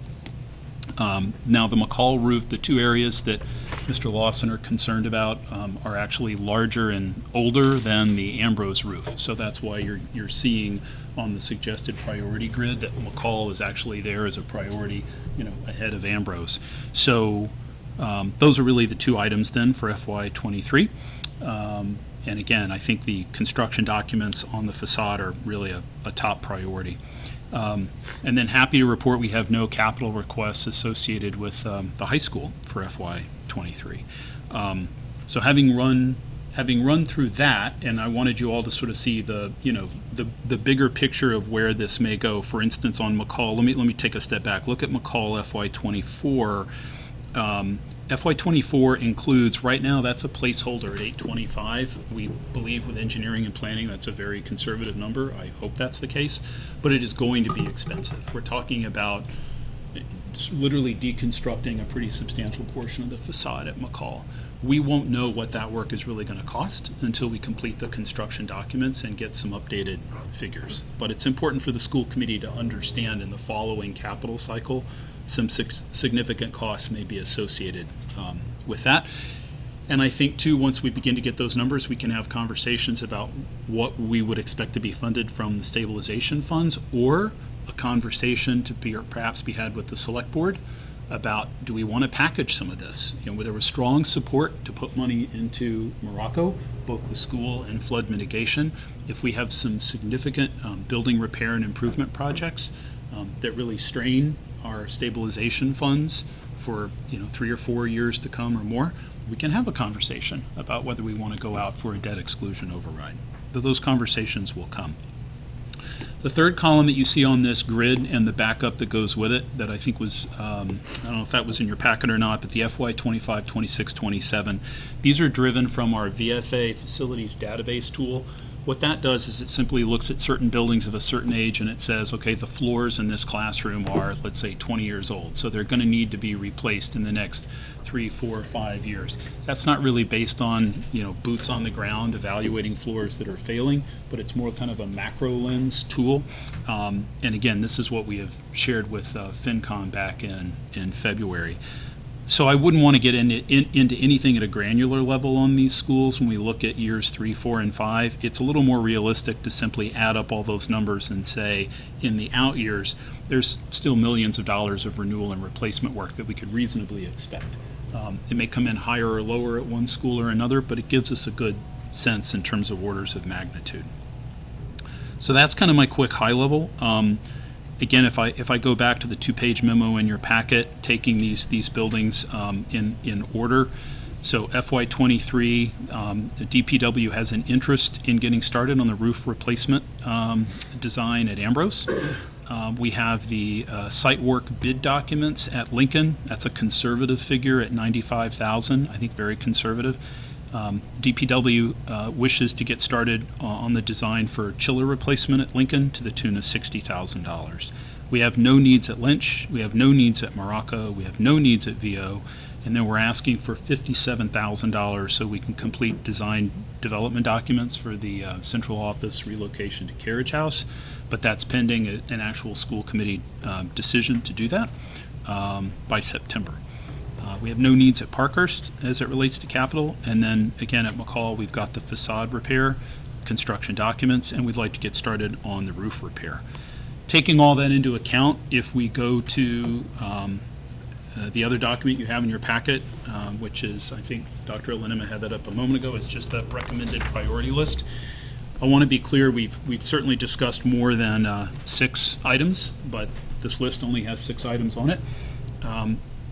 That's just a function of, I think, an appreciation for how large the requests are from other departments in town.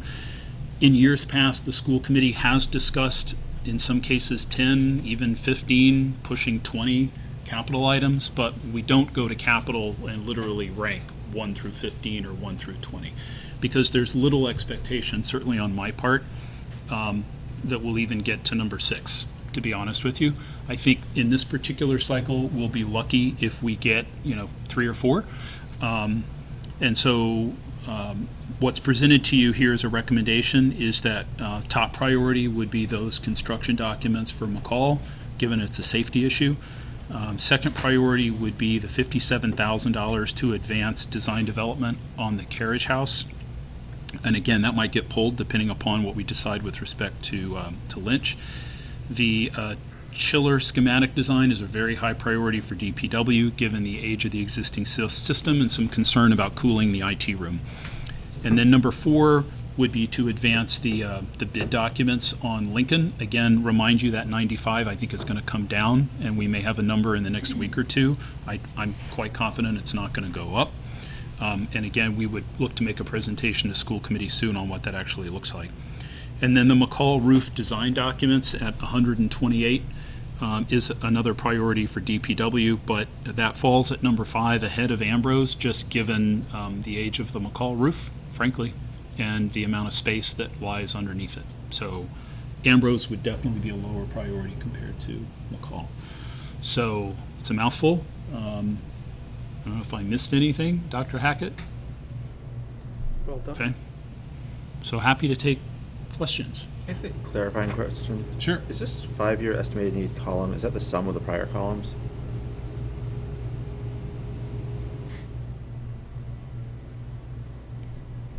So the It's like a no, Minus I don't Morocco. believe so. So what's that based on then, I guess? That's 16 million? So do we not have a is there an issue with the subtotal under that number? Well, the numbers didn't seem to add across the page, and so I wasn't sure what. Oh, no, I'm sorry, they're just meant to be, that's a reflection of what's above. So that's sort of just vertical. That's not meant to be running across. So when you calculate the 5-year estimated need on Ambrose, it's not related to the 3 columns to the left of it? That's actually driven, Or is that driven out of that other software, maybe? yeah, so I apologize. That's actually driven by that VFA backup database. Okay. So, and I'm happy to go back and update that if you like. Okay. So that's a good catch. I appreciate that.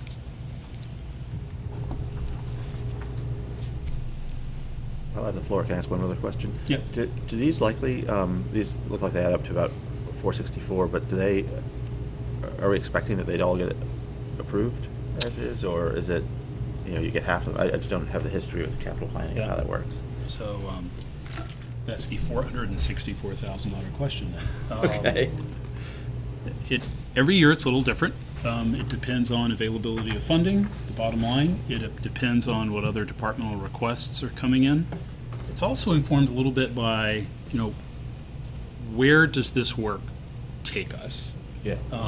So there may be a small ticket item that capital is reluctant to take on because we have a general policy. We tend not to fund design work on something that we can't really afford to fund from the stabilization fund subsequently, with a caveat, and that's if there is actually such expectation that that's where the funding would come from. So for example, the carriage house was a little different because there's never been an assumption that that's where the funding would come from. We would have to fund that.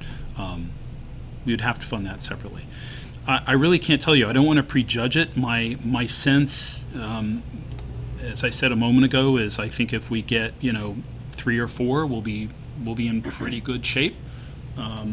I think what'll be interesting this year, Mr. Hopcroft, is I think there's going to be a lot of conversation around the capital table about the potential for packaging some of this work, right? So it's funded outside the stabilization funds. And related to this is probably as good of a time as any to share with you that the rec director actually appeared before Capital last week along with our athletic director to really push for the replacement of the artificial turf at Knowlton Stadium on Manchester Field. So that did not come formally as a school request, but it was made clear in the presentation that the schools use that field 80 to 85% of the time.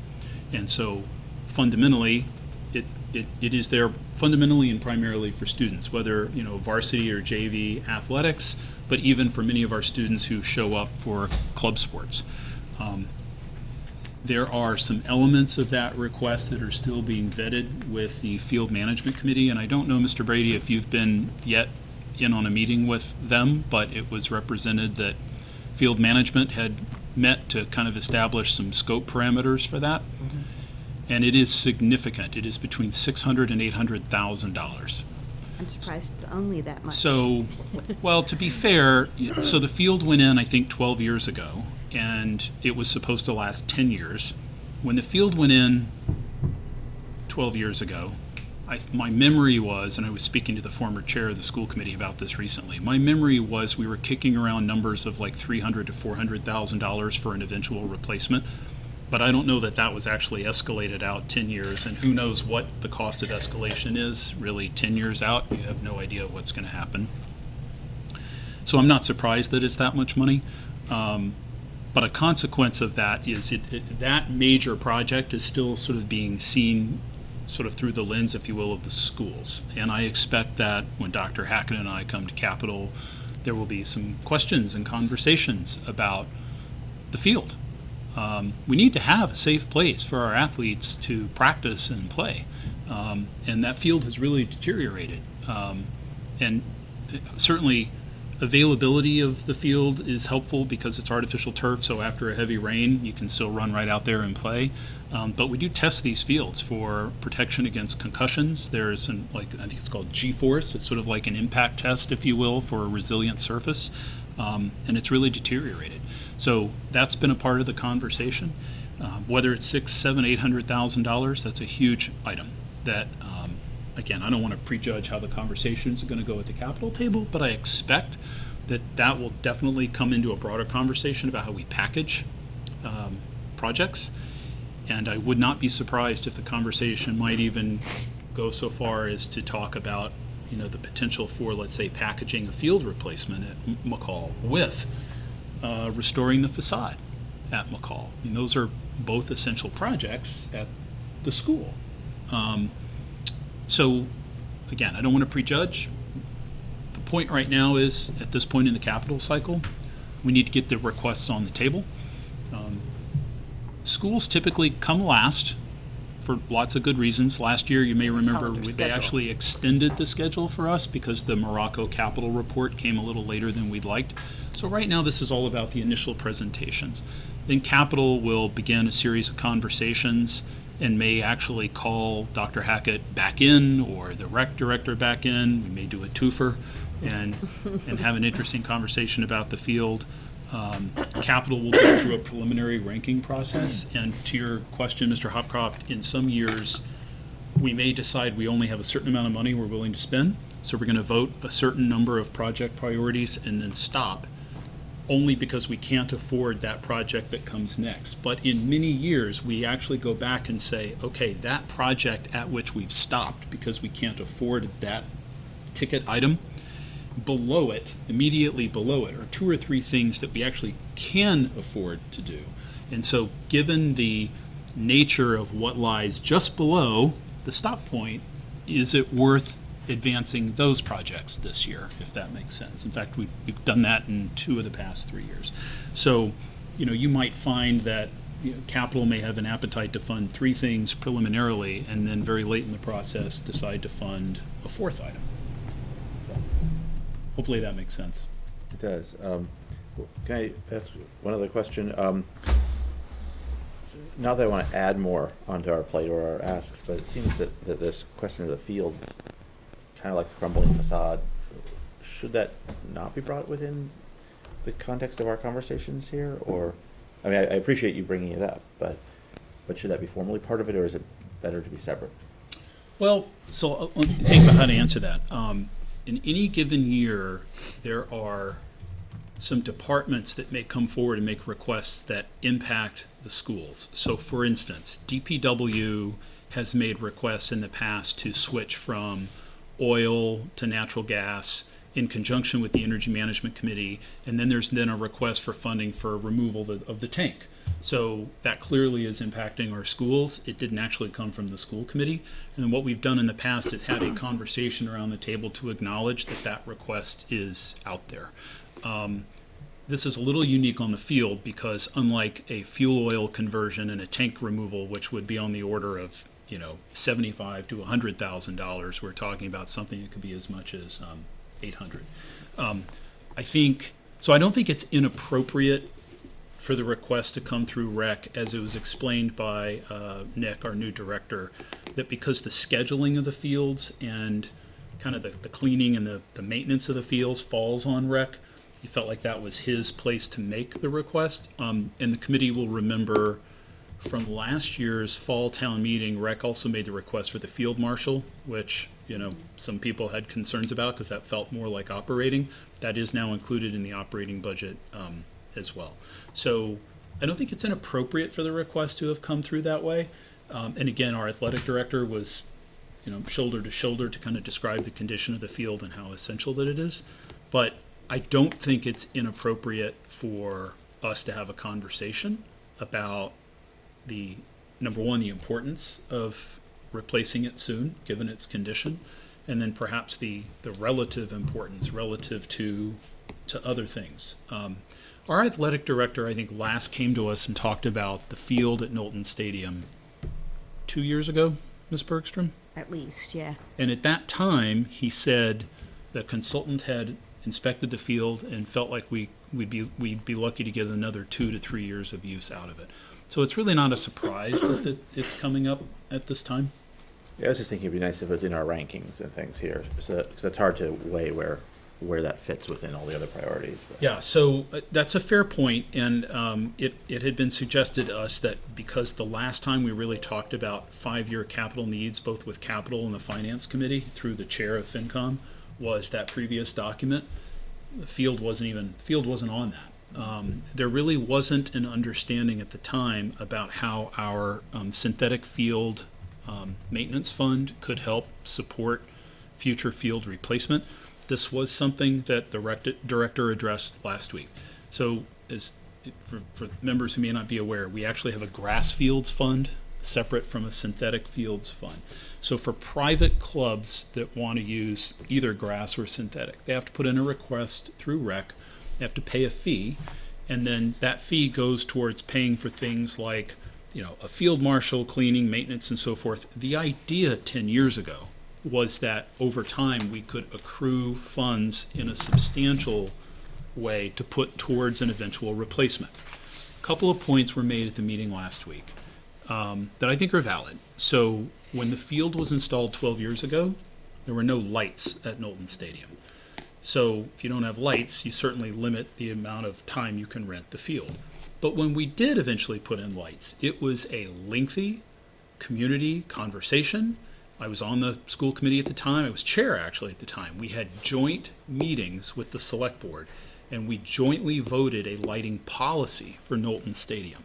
Those lights go off at 9 o'clock, which is actually an hour earlier than they go off at Ginn Field, just down the road.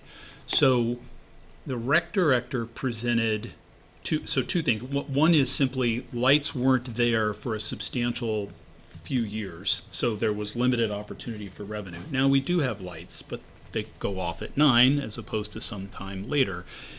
In addition to all of that, one might charitably say I think we've been a little lax in terms of managing the field requests and the fees and collecting the fees and so forth. And I really appreciate that our new rec director has been very deliberate about kind of formalizing that process, because he really wants to be sure we're collecting the fees that are expected, and watching that balance grow, right? He has put forward some calculations that suggest moving forward, not only with a field replacement, but as a part of this request. And this is why there's such a range. When I say 600 to 800, there's also a request to even put in maybe some additional fencing. This comes from the athletic director, so we can better kind of manage who's getting onto the field in terms of wear and tear. But when we have events where we're taking gate receipts, that we're actually collecting that revenue. So there's some design elements of this that are not really fully fleshed out yet. But long term, the expectation is that we may be able to start generating more revenue to help offset the cost of field replacement. And I would say no more about it than that, because I'm not really close to the calculations. If someone wanted to really look at substantially generating more revenue from the field, we would have to have a conversation about keeping the lights on later. That's a policy conversation, and it's one we have to have with the select board and really openly and genuinely kind of engage that surrounding community. Are you all set? Very helpful. Yeah, I okay. appreciate all the background. So, Mr. Nixon, you mentioned something that I actually wrote down while you were speaking, which was that generally, while it's not a written policy, we certainly have prior practice from capital planning that if we're going to, that we identify a source of funding before we move too far down, let's say, the garden path with some projects.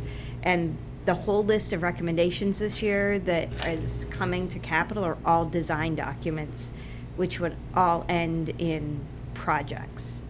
And the top 3 things on here, in fact, are a Lincoln and a McCall project, which look at about $1.675 million, and a central office relocation, which is $4.5 million. So if our top 3 priorities are all design documents that are going to land us at around $6 million in the next fiscal year or two, I don't believe we have a way to fund that within the town right now. And so I'm wondering if it's premature to only be requesting design documents in our top priorities for capital when we have not yet identified sources of funding for some very, very expensive projects moving forward. So I would spin it just a little bit differently and say it's not so much that it's on us to identify sources of funding, but the capital planning committee is reluctant to fund initial design work on projects when we're not really confident that we'll have the funding. So, for instance, if we look at McCall, because that's ranked number 1, Right. that really is a safety issue, and Right. and that deterioration is advancing. So in that instance, capital has actually already funded the initial evaluation, which we appreciate, and they did so knowing that it could be hundreds of thousands of dollars to repair. So Right. the purpose of actually funding just that initial evaluation was to at least get a preliminary sense of what it is we're working Right. with. Yep. And we know that that deterioration is pretty significant. In fact, the report is showing us some things that you just can't see from grade level as you look up at the building. So it's not really good news, but it's comprehensive, right? Right. So the point of this is to say, now that we do have a really good sense of what the problem is, how would we propose to fix it? I don't think that there's going to be much pushback on the part of capital for the need. I think, again, it would maybe drive a conversation about, is it funded from a stabilization fund or is it packaged with something? But that we need to have the presentation, have the conversation, and then understand kind of what the appetite is for that. With respect to central office, there's no expectation that that would actually be funded from either of the stabilization funds. The idea being that whether central office goes to Lynch or the Carriage House, it has to be paid for separately. So this is simply to help us get a better sense of what that cost would be with no further obligation to the stabilization funds. And with respect to Lincoln, that's a great, it's an interesting point about Lincoln because at this time, we just don't know yet what the actual cost will be of all that site work. Right. All I can assure you is these are really conservative plug numbers, and I'm hopeful they'll come down kind of substantially. Right, and I'm not concerned necessarily about these numbers, but what these numbers lead to, and having design documents on some of these drawn up, that if we don't use them, it's a lot of money to spend if we don't have a plan in place to actually use them. Because if they sit around on a shelf for a few years, they're not going to be accurate any longer, and we've had that happen to us before. That's especially true with buildings, maybe Right. less so with site work, but still, it's a totally valid point.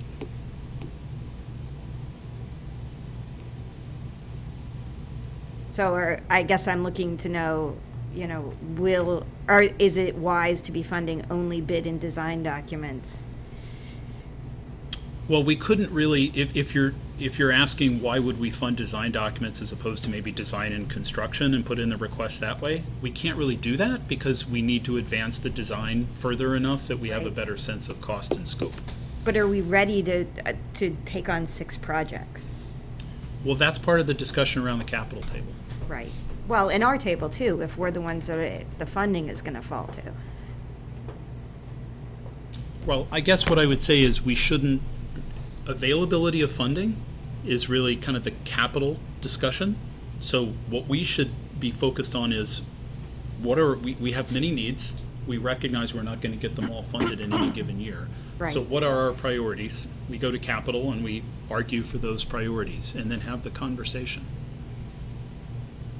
But is it better to prioritize fewer things that we know we can get funded versus 6 projects that we don't Well, I anticipate see being what able you're to saying. fund No, in the I next? think, so let me answer it this way. Comparing this to like some other departmental requests, so I would not advocate for ranking all of the things that I reviewed with the committee today, because that would be 10-ish things, right? I think 6 is a reasonable number to present. Some departments may present, smaller departments are going to have fewer requests. So town clerk, for instance, may only have 1 or 2 requests. DPW has many, many requests, even when they break down between buildings and grounds or equipment and trucks and so forth. I think 6 is a decent number to present. I think it's manageable for capital. but I would not expect that they're going to fund all 6. But No. I think the other advantage in, well, a rationale in ranking 6 is that even as you know, it was suggested that, Ambrose, for instance, in this suggestion is last. So one might say, what's the point of asking for Ambrose if we have no real expectation it's going to get funded? It really actually is helpful because it keeps it in the conversation around the table when it comes up again, let's say, next year. Or even if the McCall piece doesn't get funded this year, and that comes up next year. So capital's always trying to sort of have focused conversations about the current capital cycle with a sense of what else is out there that's Right. coming, if that makes sense. It doesn't, correct me if I'm wrong, it doesn't look like there's any project that we would be able to do based on a 5-year capital plan without some kind of design work. I mean, there's nothing in the Right. pipeline for us right now, right? Am I looking at this correctly? We Yeah, know so- we know Morocco's got the money already, but Yep. so the boiler's going to go in October, so that's done. But I don't see anything that we would really be able to move on because you've got to get some kind of design work on all of it. So, and here's where, based on what we know today, that's right.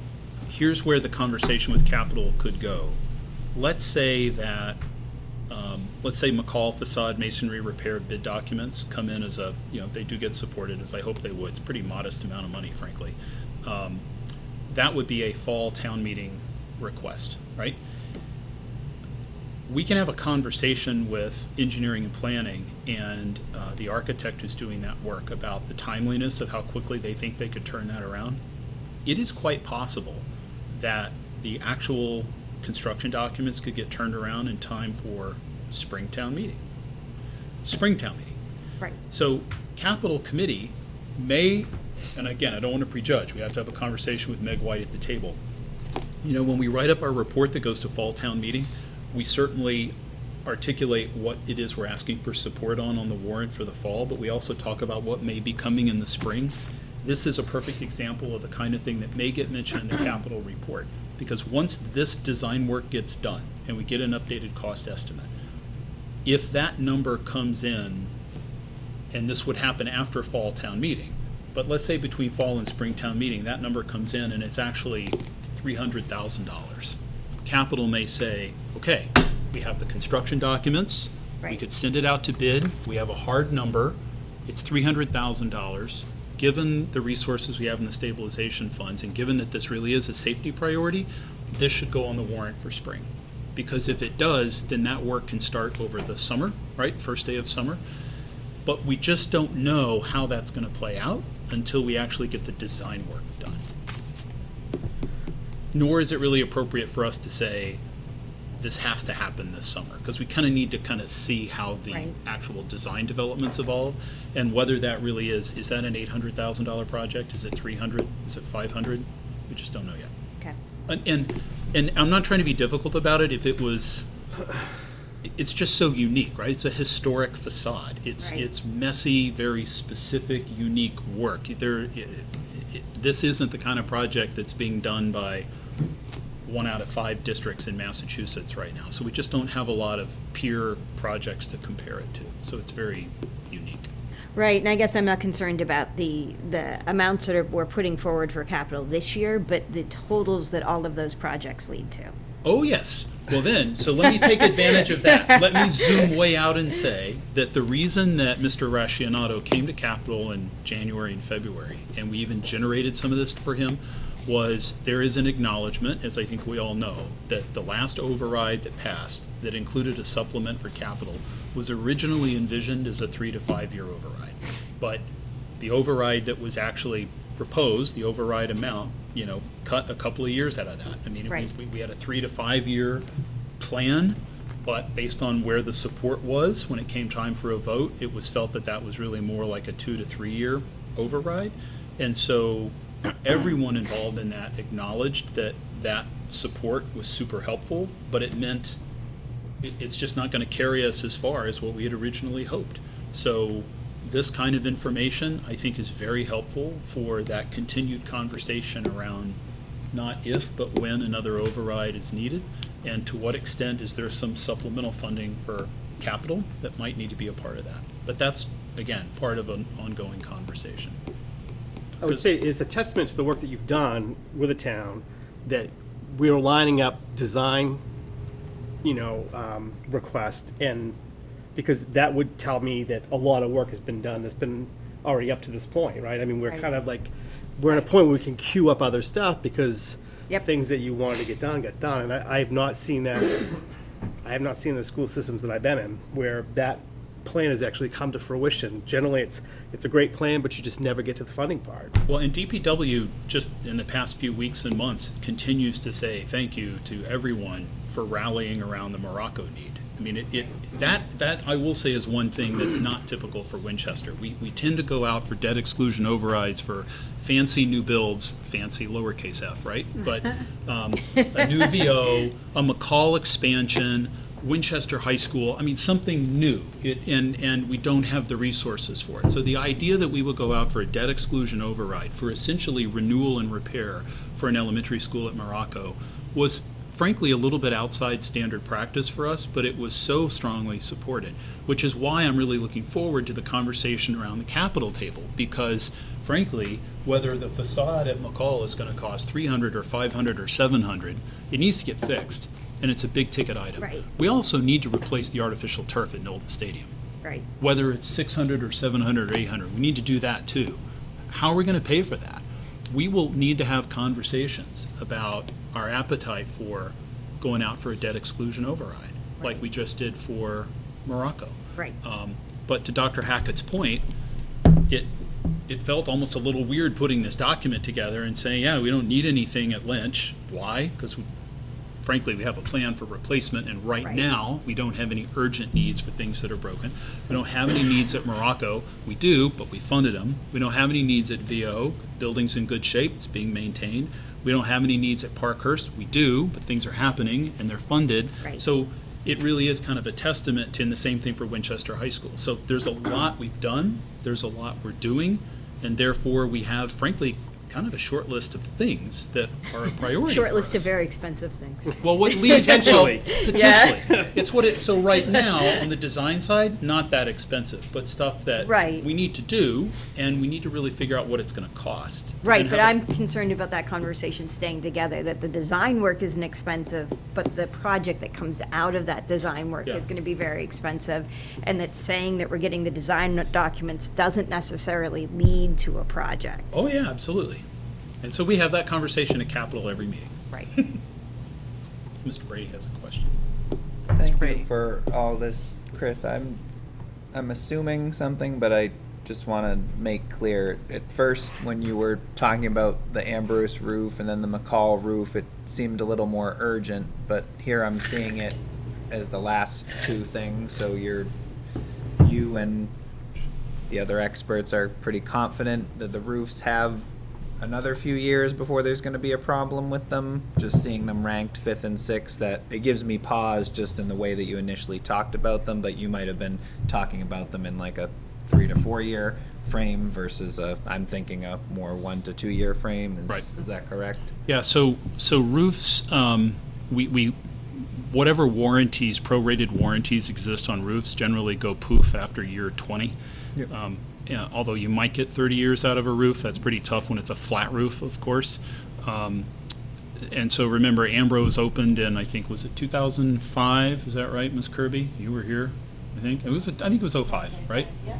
I think it was fall of 05. So, that, and here we are in 2021. So the point simply is, and this is to my point earlier about the solar panel discussion that we had, as much as we would have liked to put solar arrays on the roof, we said, this was 3 years ago now, we said we're going to need to replace the Ambrose roof in 5 or 6 years, and that was 3 years ago. So part of why you're seeing it on the grid is that our building facilities manager, who's Pete Lawson, is kind of saying, hey, we're going to need to be replacing the Ambrose roof in the next 2 to 3 years, and he's right.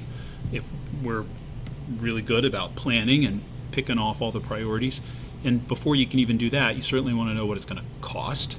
So whether it happens in FY 24, 25, or 26, and maybe even 27, it has to happen. We will be replacing the roof at Ambrose. So, but no active leaks right now, no pressing issues at Ambrose, which is why you see it relatively low.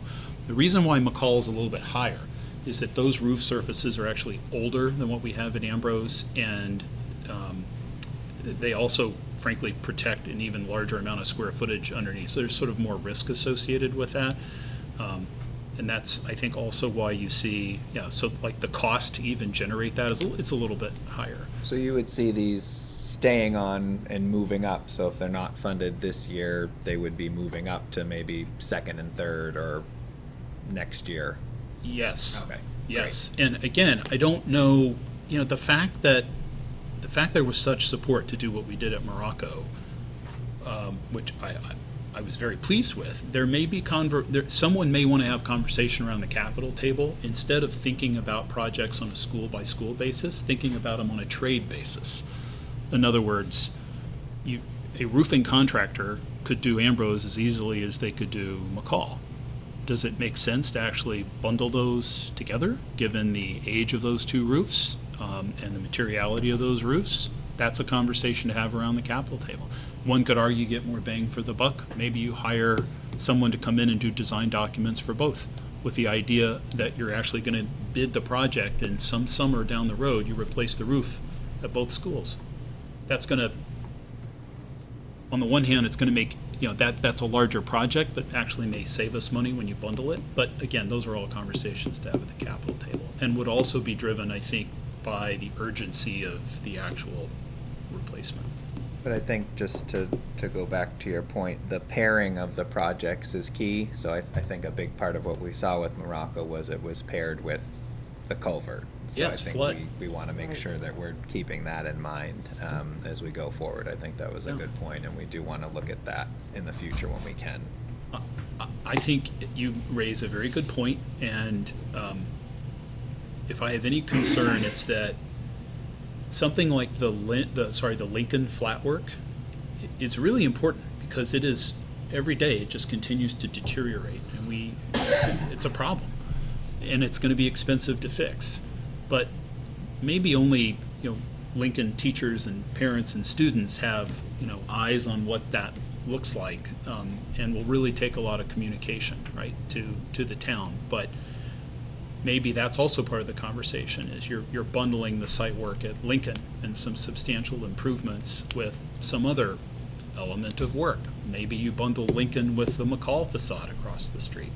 So we're making substantial improvements to two different school communities. It's all just got to be part of the conversation.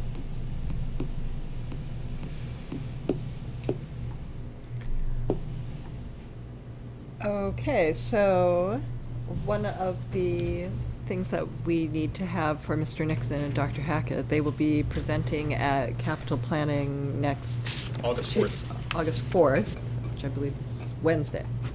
And so Mr. Nixon has requested that we provide a ranking of projects so that they can take that and present it next week to Capital Planning. So that would be our deliverable from today, if we can reach And some typically consensus we on would this. vote, but if there's consensus and we Mhm. record it as consensus, it's not really necessary to vote.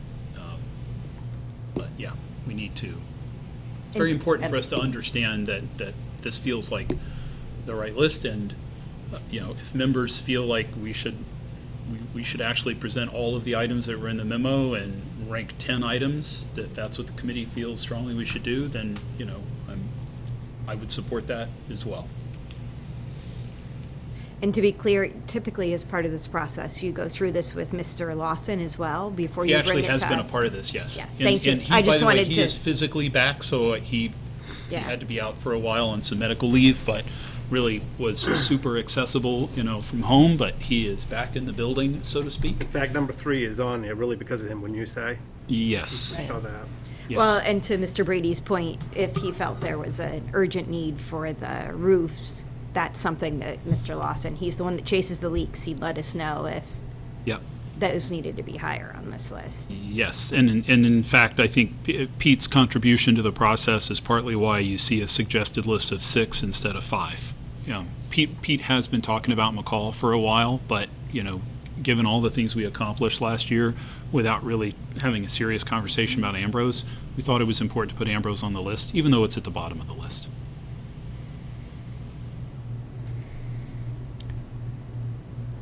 So any comments or thoughts on ranking of the projects and what we would like to have Mr. Nixon and Dr. Hackett take to capital planning next week? We can reach consensus and send this list of 6 as is, or if you have a thought on reordering any of these projects, we can consider that. I'm comfortable with the recommendation that's here. My only thought on potential reordering would be moving the Lincoln one up just if it's causing IT problems and causing outages at the school, but I don't know if that's actually the case or not. That's what I read into your comments. No outages today. It's really just age of equipment. So we actually have replaced a fan last summer on an emergency basis. So in addition to the building stabilization fund and capital stabilization fund, we have a strategic building maintenance fund and rolling stock, and it's really kind of intended for things that kind of break out of cycle. It's kind of like the finance committee's reserve fund transfer is kind of what it is, just for capital. So they're not losing internet on any kind of regular basis because of the. No, but there have been some failures, and we've had to address certain components. The broader system is really beginning to show its age, and Pete is saying, I don't really want to keep replacing parts a la carte. I want to go back in and see. You can't find the parts. Yes, and I want to see if, frankly, there's even maybe a more efficient System. design and more efficient system that could just simply replace. But they're Maybe not. greener. So they're not frequently losing internet. No, they're not. Okay, all right, They're not. Great. Then They're not. leave it as is. Can I ask a quick weedy question about number 2? Yeah. Where does the 57,000 come from? There's that's money great. left already. Does it actually- need to be that high? We actually have a proposal in hand for design development, and it's actually a little higher than that. Okay. But we have some money left over, so we're able to bring that number down a little bit.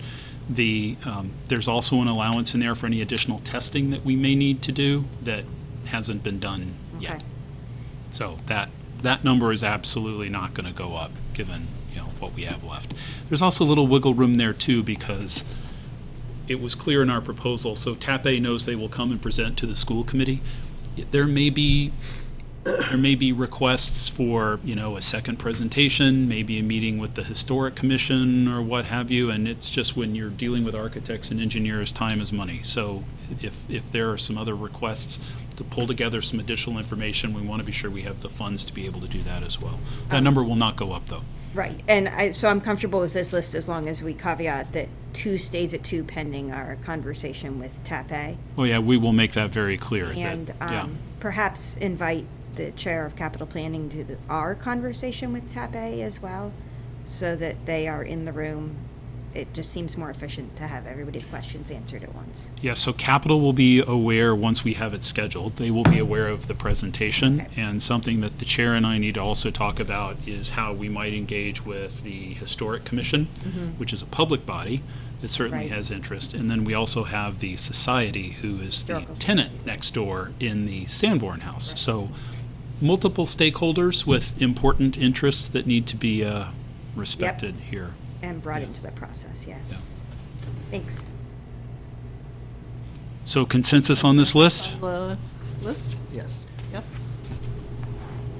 Yes. Okay, so I'm glad to get that. Not to belabor this, but Mr. Hopcroft raised a good point about the field, turf replacement at Knowlton Stadium. I'm trying to think about what questions I can ask. Is there consensus? I'm assuming there's consensus around the table that a field that's 12 years old that was supposed to last 10 years is definitely in need, warrants replacement sometime in the short term. I mean, there may be questions they're going to put to me and Dr. Hackett, which is, well, what do you think about this request from Rec? I'm sympathetic to the request, but there are some elements of what that package includes with respect to fencing and crowd control and so forth that can also really drive the cost. So I'm sympathetic to the request. I think we need to learn some more, and I think also Mr. Lynn kind of needs to be brought into that conversation when we talk about putting fences up where fences don't exist today, because McCall students actually use some of that space just during the school day. But if they're either as a committee, I'd love to hear it, but if they're individual members who have thoughts about turf replacement, now would be a great time to share it.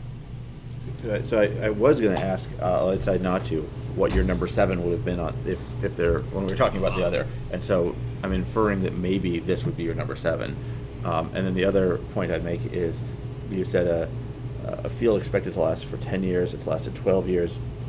I think you mentioned before that there's also evidence of aging of it, because Yes. conceivably it could last longer, but it sounds like it's expected to be at its end of life, and it's showing signs of end of life.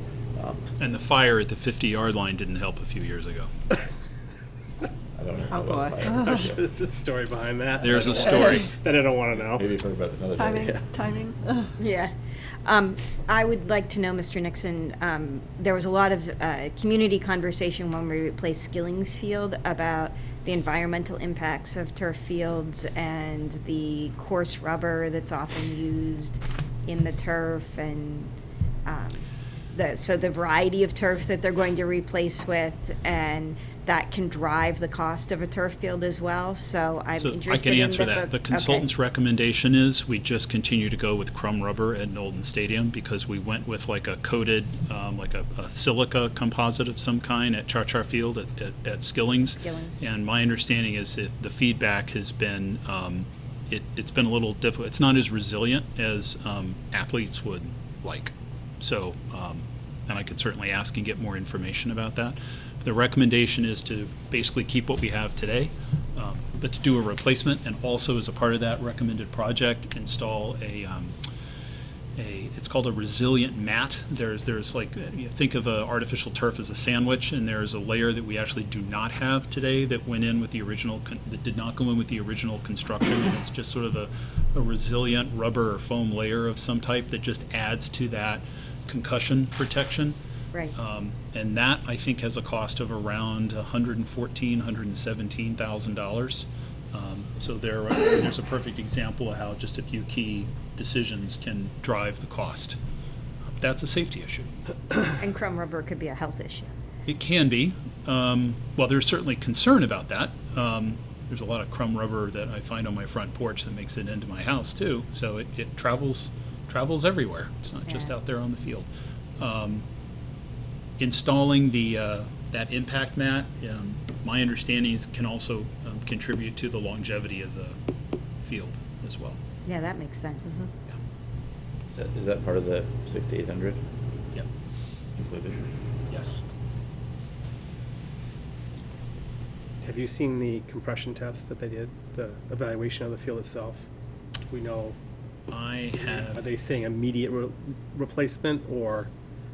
So I have not seen them.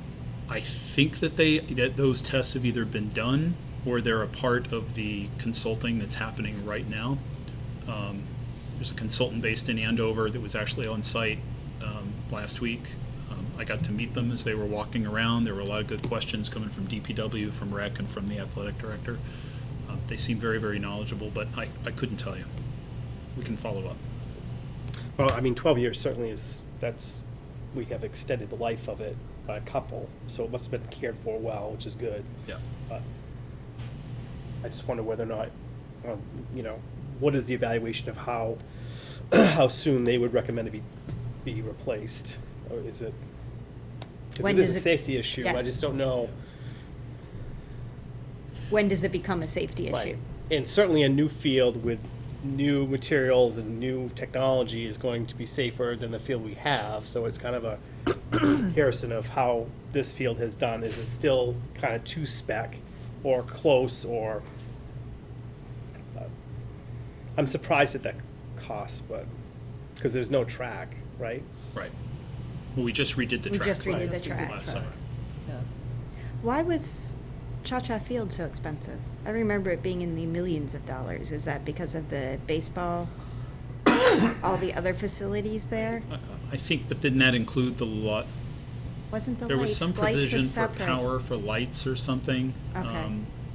Yeah, it Short included answer is I don't know. Some additional pieces, I think. There was just other a lot stuff. done there. Yeah, I wasn't sure if it was because Yeah. the site was the toxic, like the, My sense is that,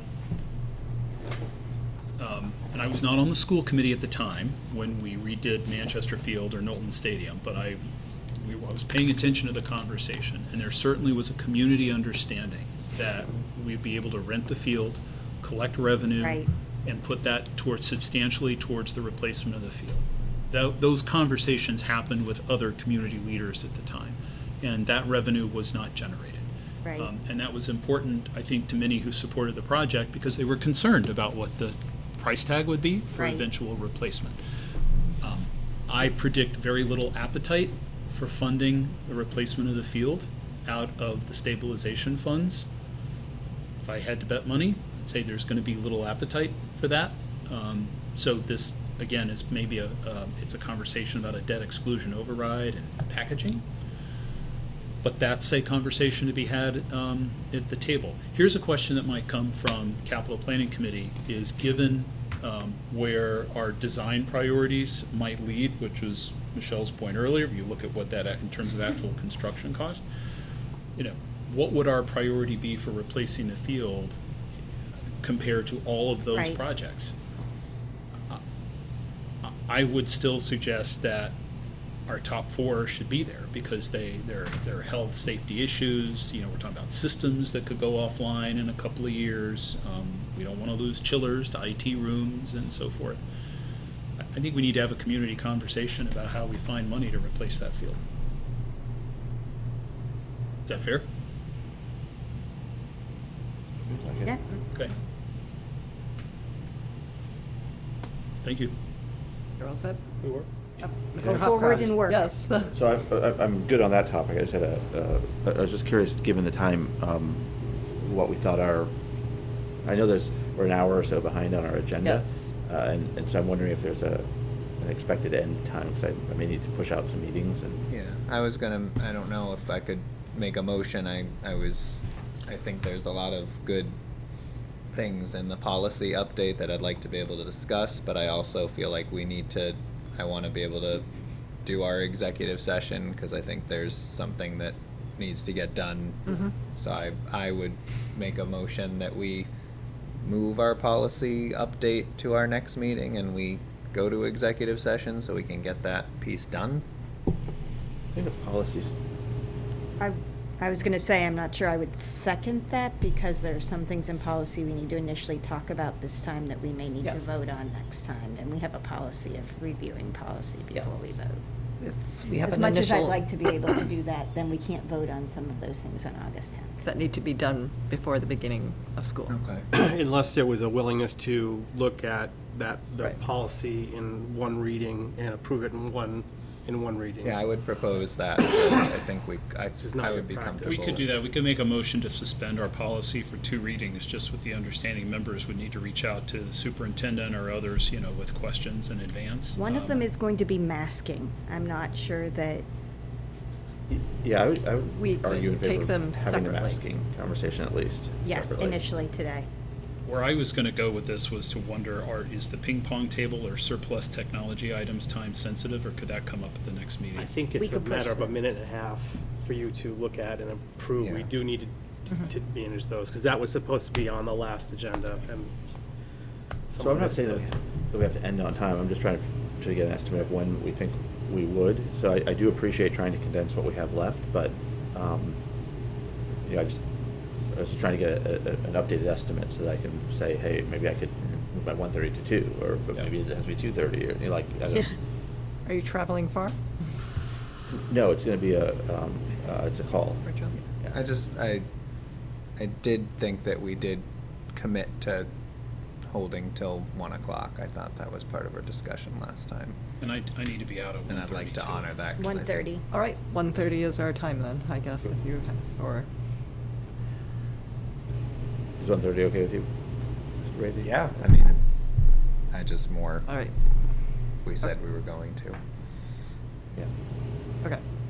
1:30. But we have to move things along. So, okay, so we have consensus for you, and now we will be moving on to the policy subcommittee update. So we have a memo that has been provided.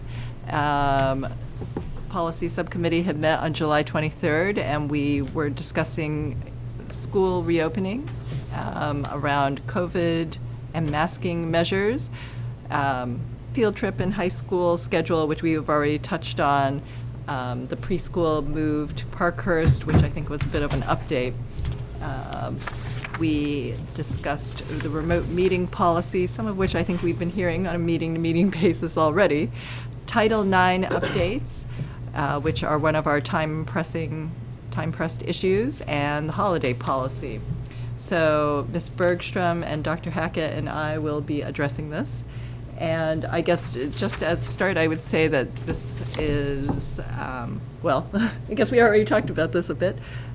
These are preliminary, it's a first reading. Usually we revisit these and vote as necessary at an upcoming meeting. We can decide that as we move along.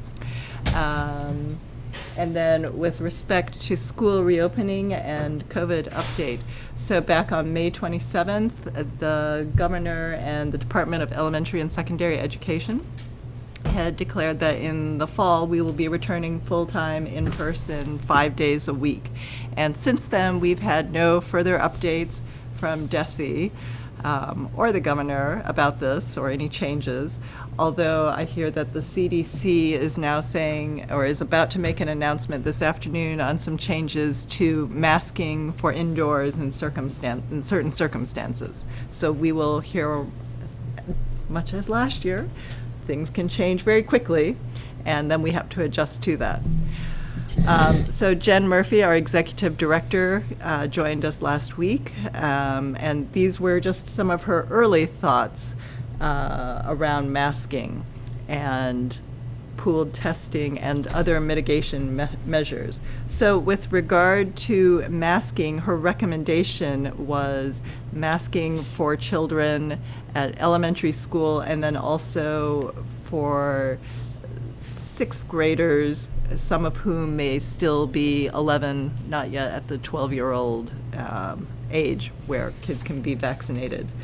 And then with pooled testing, she said that we might consider having pooled testing at elementary school. Last year we did it in the high school, but this year we might be able to consider it at elementary school. However, funding and the logistics of that are still up in the air. So these were just some things that she has to work out. And parent compliance. Yes, that is correct.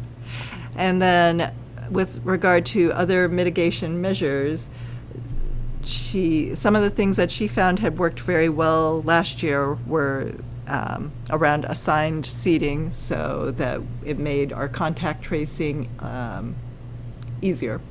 And then also with hand washing, hand sanitizing, and then ventilation, improving the ventilation in the buildings, and then a weekly cleaning.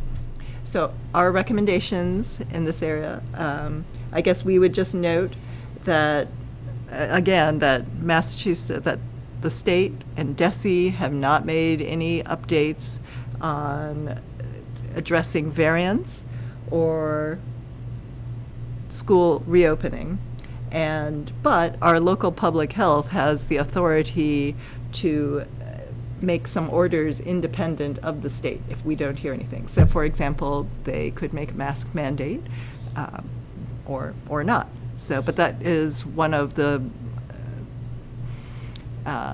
rights that our local public health has.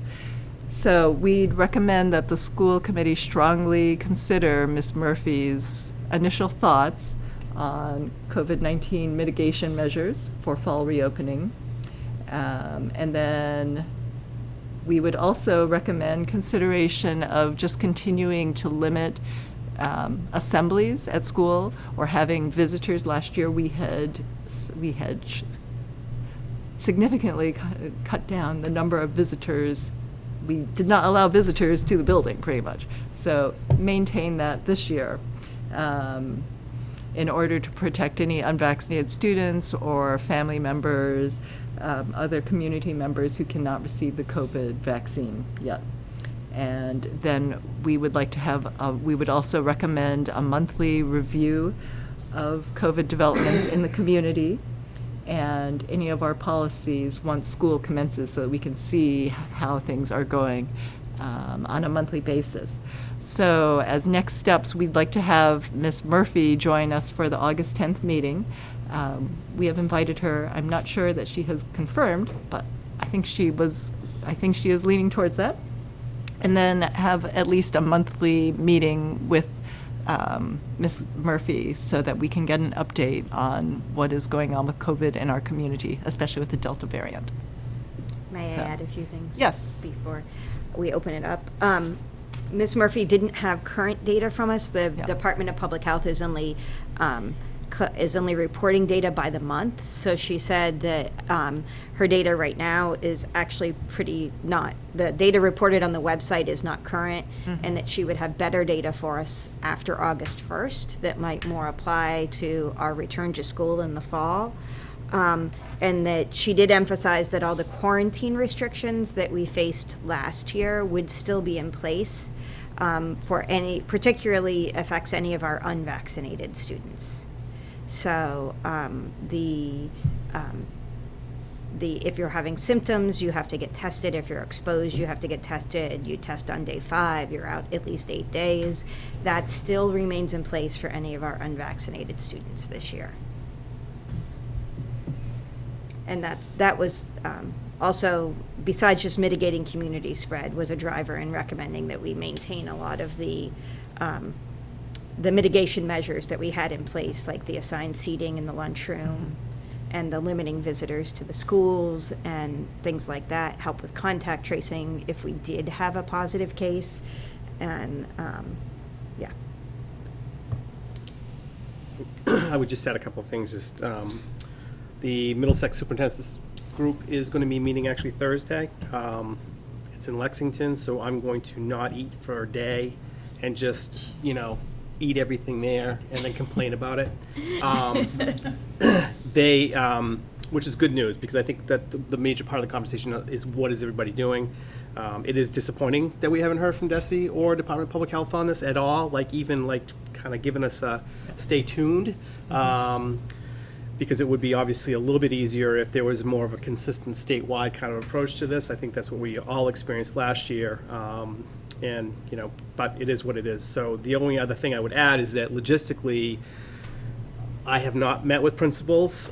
We haven't talked about how we might do some of this. I'm particularly wondering, and this would be, don't have to point it out as an obvious point, but McCall, with grade 6 or 12 and under not vaccinated, those students who would be also in a building with students who would be vaccinated, it looks like our vaccination rate is fairly high, so that's good. That's great. Logistically, I'm just not sure, and I don't know, I haven't had one conversation yet, obviously, with Mr. Lynn, so as an administrative group, we would have to do I would want to make sure that we're doing some work around how do we do this, how would you see it? And then you had raised in the meeting, actually, a question on busing and transportation. Are students going to be expected to wear masks? Because is that considered public transportation? Because we won't be certainly distancing. Right. So I just think there's a lot of unanswered questions. And I think there are more logistical challenges in a weird way this year as we try to run a regular normal school year and also implement some of these things. I think it's going to be an interesting dynamic. So I just want to make the point, I guess, that I believe probably all this stuff is doable on some level. It's just a question of, really getting everyone together and kind of hammering out the logistics. And we did also ask Ms. Murphy to make recommendations to us that she felt made a difference in our ability to control the virus in our schools last year. And so the measures that she's recommending are the ones she felt were the most valuable in our ability to not only control spread, control community spread, and manage contact tracing. So can I ask a question? Yes. I hear anecdotally the vaccination rate among our high school students is very, very high. Yes, It's a number that makes me very, very happy, over 90%, even with old data. which is awesome. Do we have a sense of what the vaccination rates look like comparatively for 7th and 8th graders, rising 7th and 8th graders? Do we not have that yet? 72% are fully vaccinated in 12 to 15. Now, this is all Winchester. data. Yeah, and it's old, as of July 21.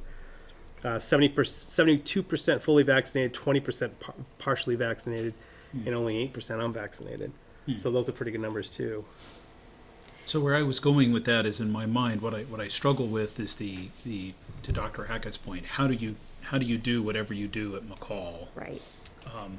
And because we have an early admission policy that allows students to actually be younger when they start a grade, you don't have to be 5 by September 1st. I actually almost wonder if it isn't possible we might even have some ineligible kids who are starting the school year in 7th grade. That might be possible. Also thinking about when they are eligible, and then you got to get a second shot, and Right. and then build your immunity and so forth. The mixing that goes on with world language and specials and in the hallway. I mean, I'm in my mind, I'm just thinking about, is it simpler to simply have an expectation for masking at McCall for a period of time until emergency youth authorization comes out for 6th graders, and I understand I think Moderna is looking for a permanent authorization for their vaccine for kids 12 and up. So my only concern is whatever we come up with, it not only needs to sort of seem fair and reasonable, but it needs to be like actionable, right?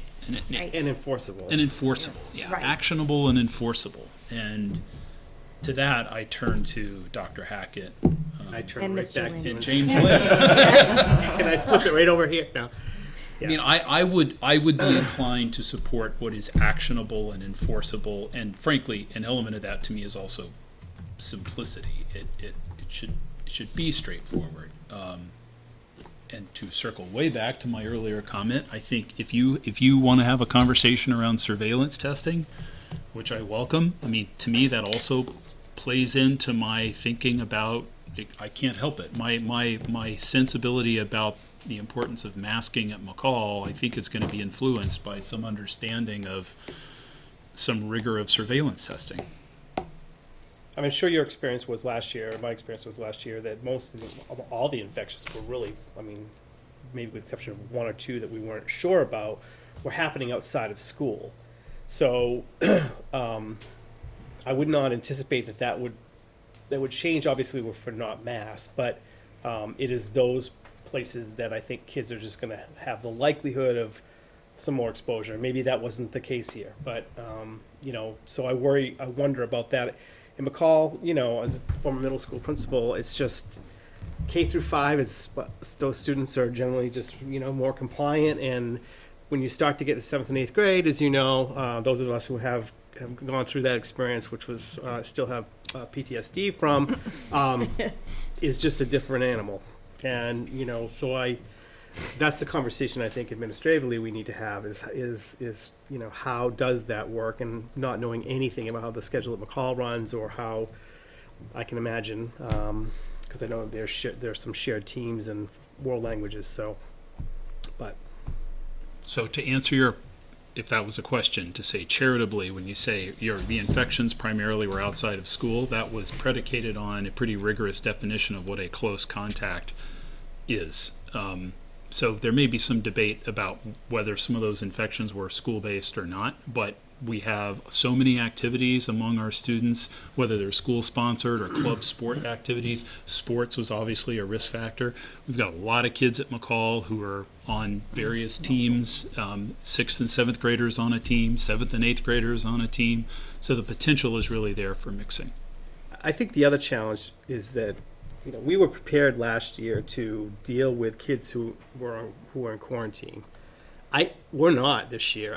There's not really any good alternative for what those kids are going to do if they're quarantined, and if all quarantine rules still apply, and you're sending home 3 or 4 or 5 kids in a radius for anywhere from 5 days to a little bit more.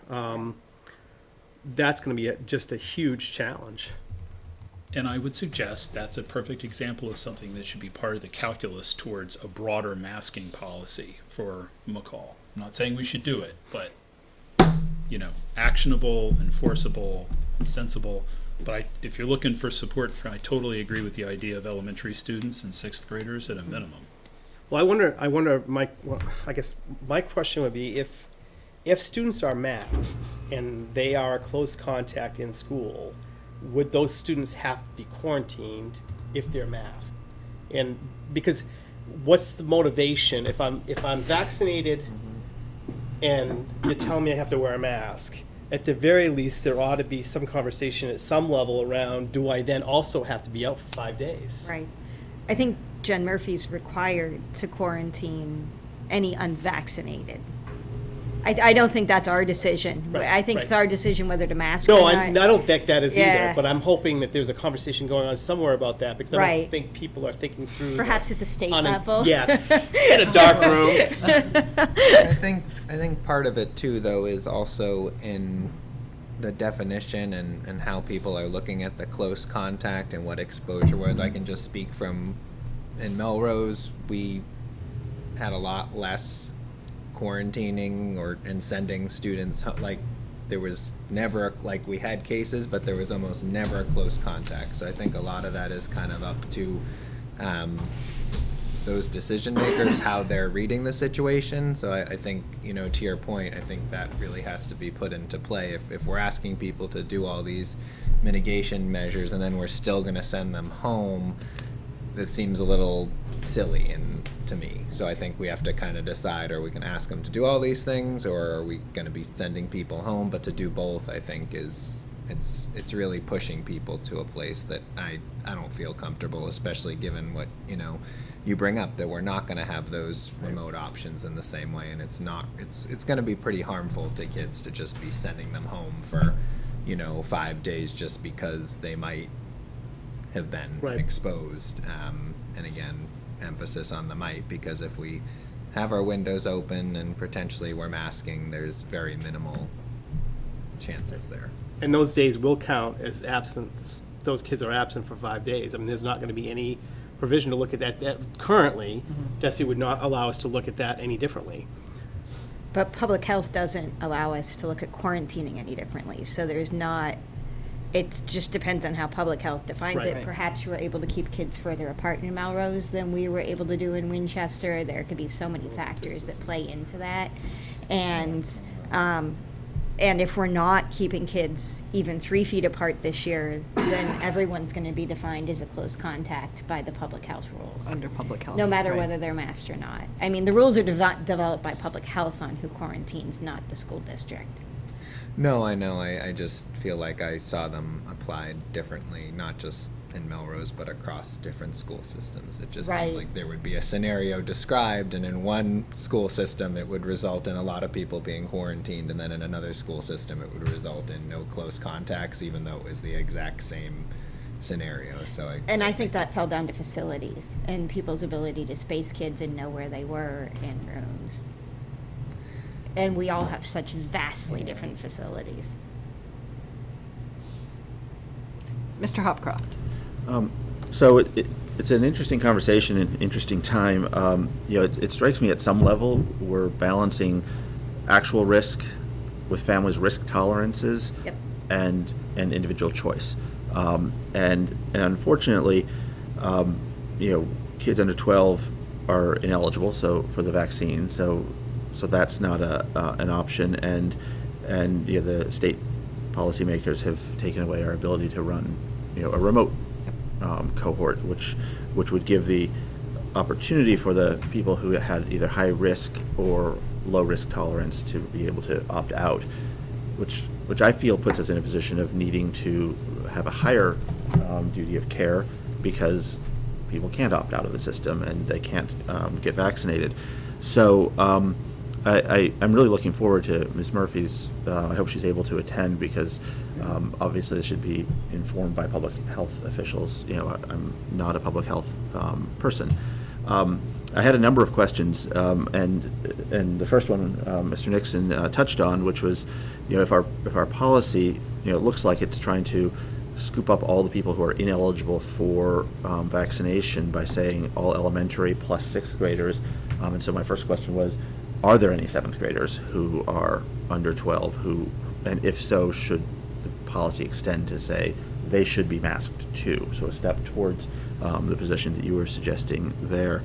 I was also curious whether we might consider, unvaccinated adults, inside the buildings. whether they should be masked. The policy looks like it only applies to the students in the elementary schools. But if there is a teacher, administrator, or other adult staff member or something working in the building, would we want them to be masked as well? I was also curious, and I know Mr. Lin would probably have some remarks about the feasibility, but should the sixth graders be kept, if we have masked sixth graders and below, and mask optional seventh and eighth graders within McCall, is there any way to keep the two groups separate? And it sounded like, from what you were saying, there's a lot of mixing that happens in there, which in my mind, says maybe one solution, as Mr. Nixon was suggesting.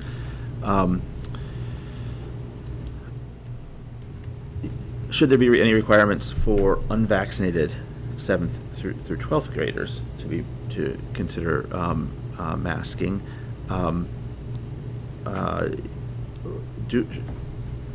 the flip side of all this, there are students who may have a physical, mental, religious, or other reason that makes being masked difficult during all this time, and how would we accommodate that on the other side of the scale?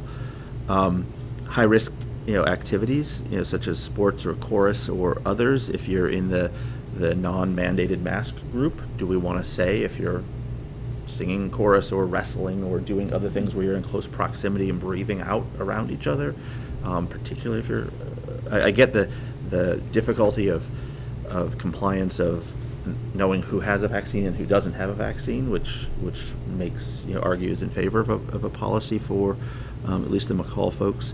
And lastly, I'm wondering about after-school programs that operate in the school buildings, whether they would be following the same policy that we set for during school hours, or do they have a separate set of policies? So a bunch of questions, I guess, out there to think about. That's great. Do you have some answers to follow up with those, or just questions? They're just We questions. would appreciate some answers. Yeah, no, I want to make it easy. So let's not have any answers, or I think we can also put some of the questions to Ms. Murphy. Ahead of time. So that, Yeah. because what she did going out of our policy meeting was, she said, well, I will take some of the things that we have talked about today, and I will continue to think about them. So I would suggest that if we do have questions, that we also feed them to Ms. Murphy, so that she can be thinking about it and come back on August 10th with some. Do you want, so I sent. Through you. Yeah. I sent these to the chair and the superintendent Fine. That's out of respect That's for fine. open meeting law. Do you want to forward that along then, or, okay, thank you. Maybe compile a master, we can compile a master Compile list. many. with, Seamus's questions about quarantining while masked and busing and. Yep. Thank you. All good questions. Thank you. Other thoughts? Or shall we move on to the next Real part? quick on the, Yes. just on the pooled testing, Yep. just to again share experience with that. Initially doing pooled testing at my elementary school, we were very enthusiastic. We did it. We had a pretty high participation rate.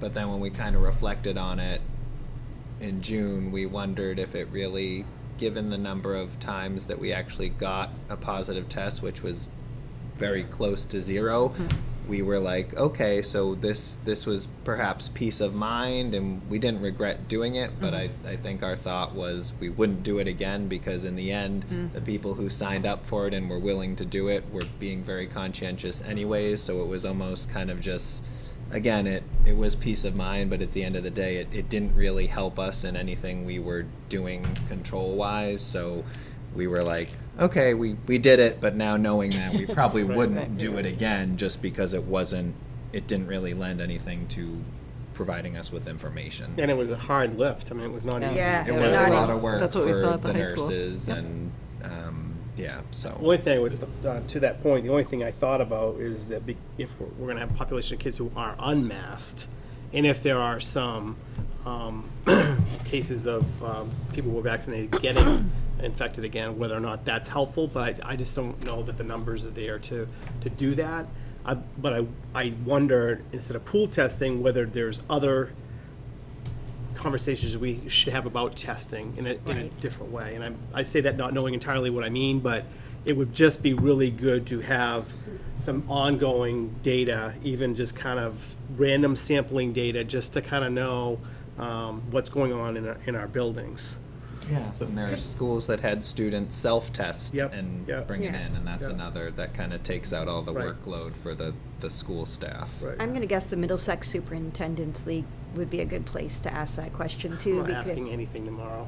Sit there and take notes. I'll be busy eating the Just- food. Yeah, I'll be busy eating, that's the And plan. asking about testing. that's right.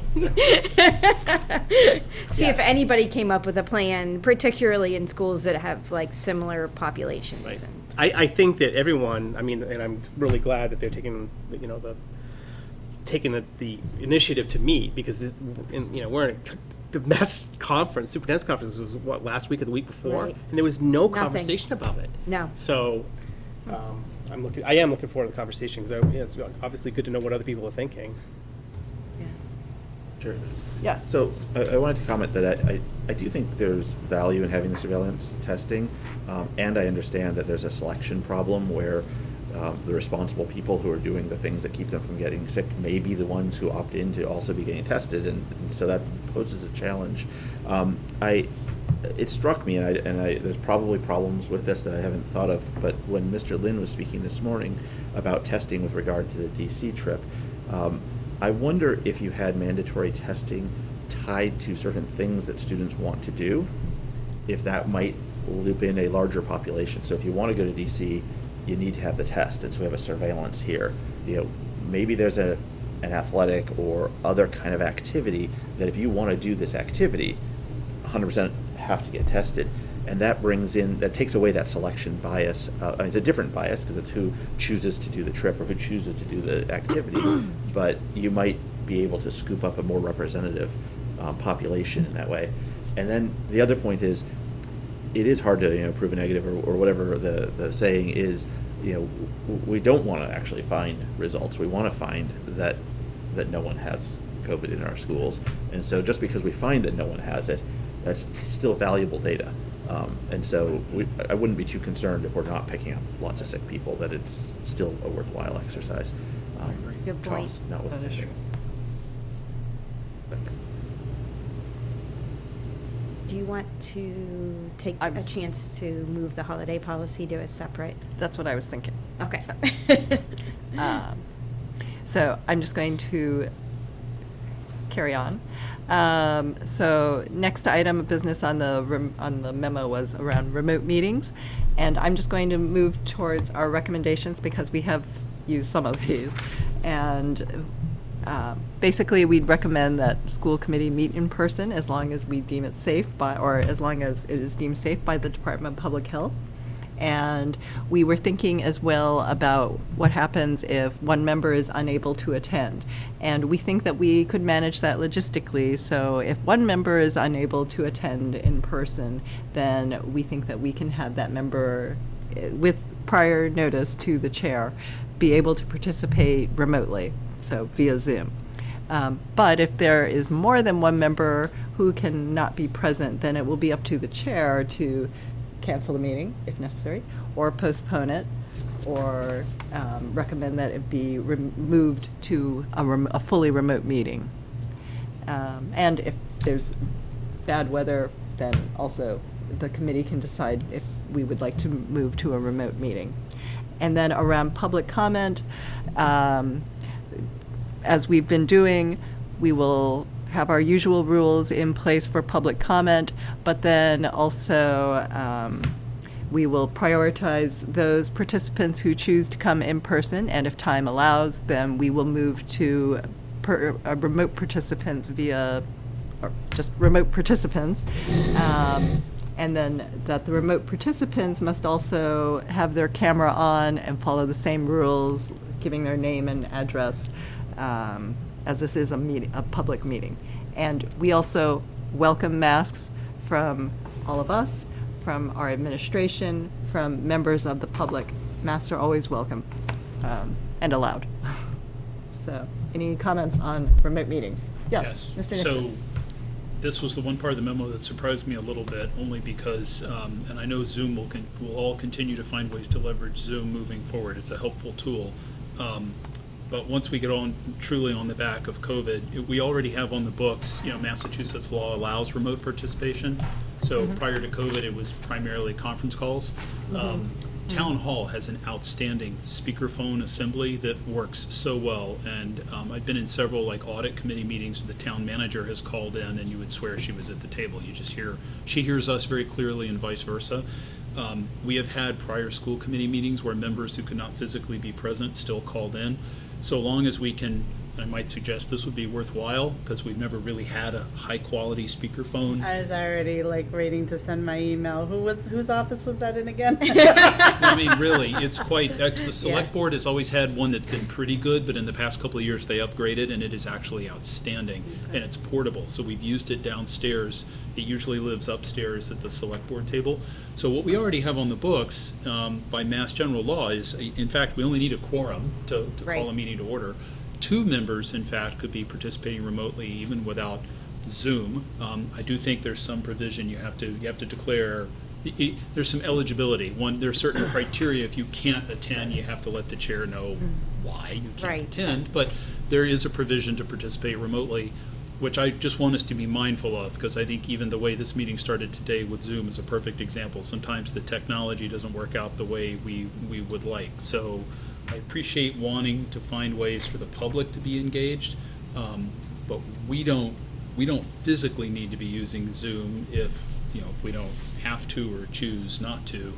The beauty of having WinCam with us and being able to broadcast stuff, and the way we did it in the past was school committee members could be watching something on Zoom. You'd have a visual, on WinCam. You're watching something on WinCam, but you're just participating over a speakerphone conference call, and it worked very well. Seems old-fashioned, but, It was old-fashioned, but simple's good. I mean, simple worked. So WinCam noted that they have a delay. So if we're watching on WinCam, if we have a member watching on WinCam, there might be a minute or 2 delay of the conversation. So I'm just throwing it out there that Zoom is live and active. Yeah. And I think we were trying to establish some rules around the state's rules that extend till April too. Right. Or some policy, not rules, but policy. Mr. Croft. So I would recommend that when it comes to our meetings, that we clarify, but seek to use the broadest use of different forms that the law allows. It strikes me that you could have a situation where 2 people are not able to be here in person, but you do have a quorum, and to be forced to then have everyone have to be remote, may make a worse meeting than 2 people being remote. And so I would agree with what you're saying, whether it's by Polycom or by WinCam and Zoom. I would just encourage us to embrace the technology. It still can be the chair's prerogative of whether you deem that's appropriate in that circumstance, but I wouldn't take it off the table as one of our options. Is my thought on that. And on public comment, my only reservation there of prioritizing people in person, which I get to create maybe an incentive for people to come in, is that there will be people who just aren't going to be able to make it here because of their schedule, because of kids, because of risk tolerance, because of whatever. And our practice has been, our policy is 20 minutes, but our practice has been we've allowed all the public comments, and if that continues, I'm less concerned. But if we are going to enforce that, then you're basically cutting off the ability for people who might not have the means or wherewithal to be able to physically come here. If you're, if you work in Boston, for instance, you might be able to take an hour or 2 in your day, but like to drive back here, or if you're traveling, or if you're a single parent, a special needs kid. There's a lot of circumstances I can think of, or if you're just concerned about being here because we're not wearing masks, and even if you're wearing one, you're not comfortable. There's a lot of circumstances where those people, the people most vulnerable in some ways, don't get to participate, and so, I would just encourage there be some way that that they can. So our practice has not been to extend public comment. Our practice has been that we go 20 minutes for public Right. comment, and then if the committee comes to consensus that we extend public comment longer, then as a committee, we can extend public comment, and the chair refreshes that each time we need to extend it. So I would say we already have practice around that, and that if we prioritize the people in person first, and we have 20 people on Zoom, we would address that the same way we would if they were sitting in front of us. And I'm comfortable with that, so long as we don't start cutting off those people, and it seems that only the in-person people get to do it. Right.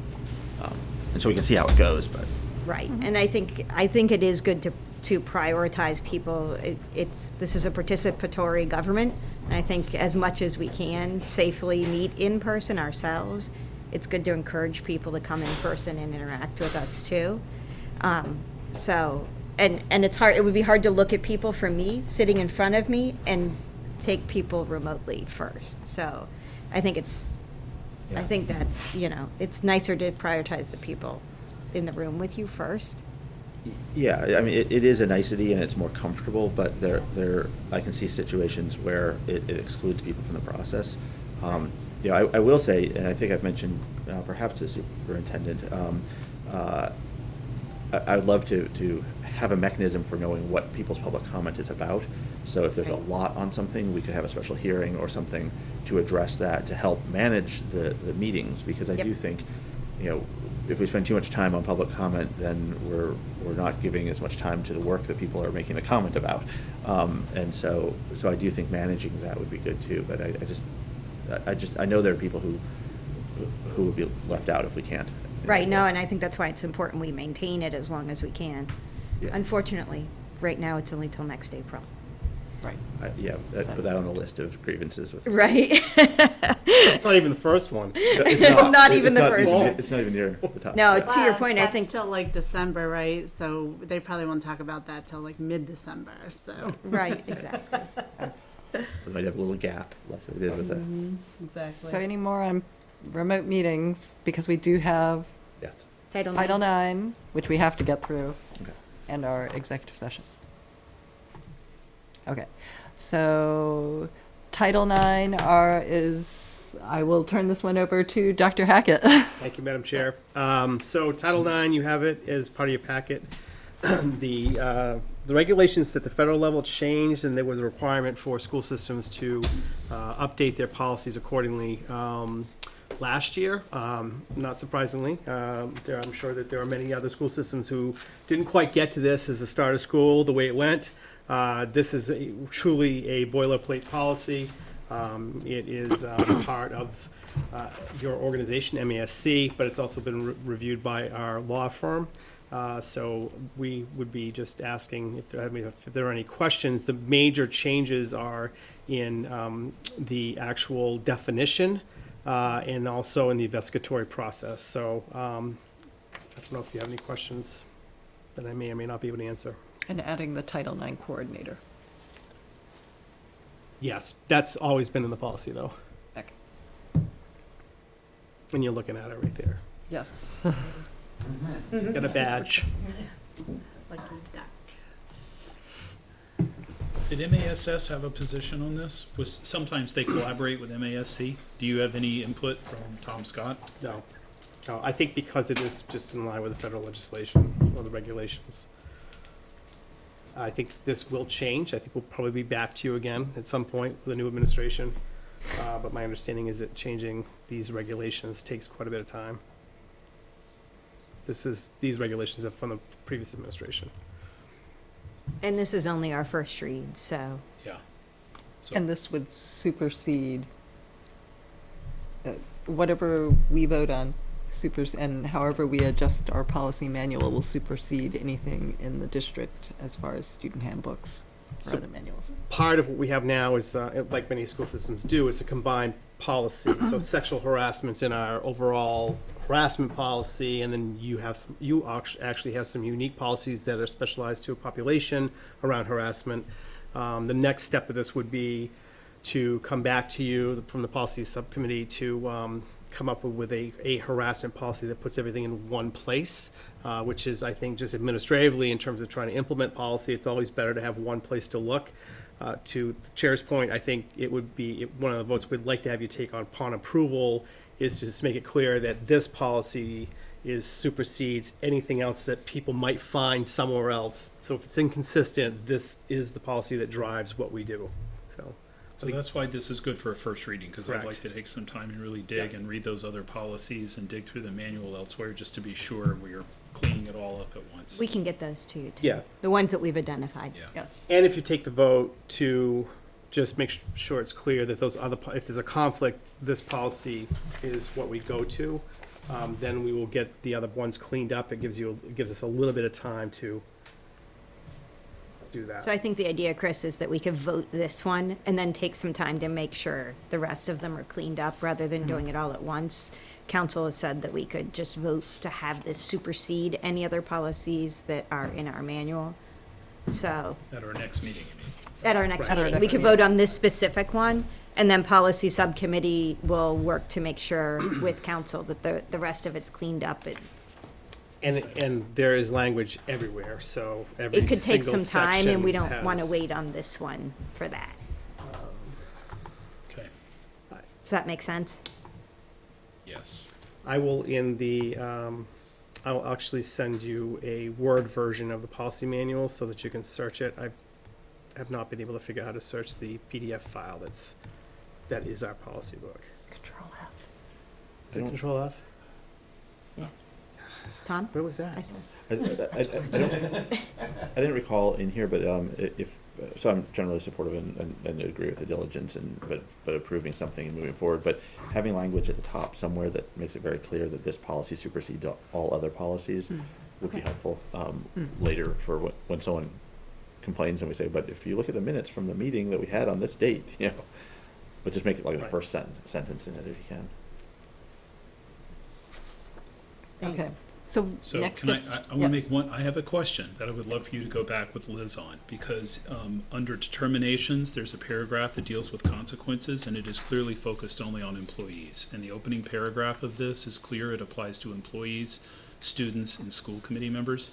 So I just want to be really clear when we're saying how the broad swath this applies, that what flows addresses all of those constituencies, if that makes sense. Some of this reads like what I would see in a personnel manual, but we're saying at the top this applies to much more than personnel.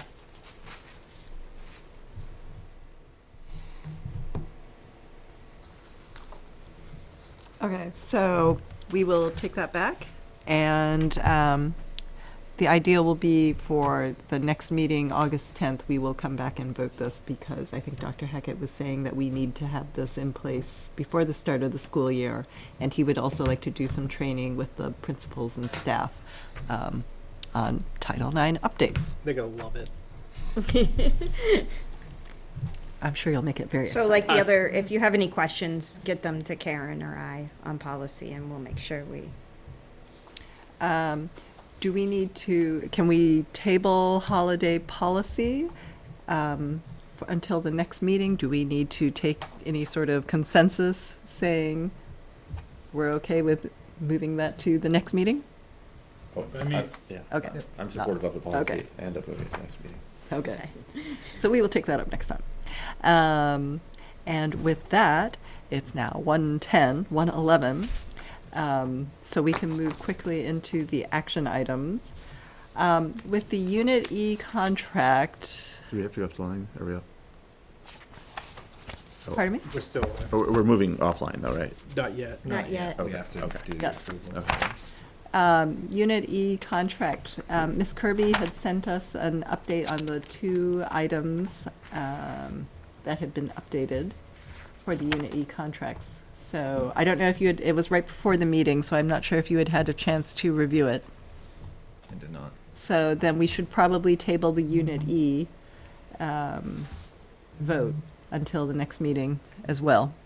I think it probably would make sense to go back into an executive session Mhm. if you have any questions about those changes. And we cannot discuss it today because it is not on the agenda for this specific executive session. So then, next, I would just say our next item is to accept a gift, vote to accept a gift of a ping pong table and supplies from Jennifer Dowling. So moved.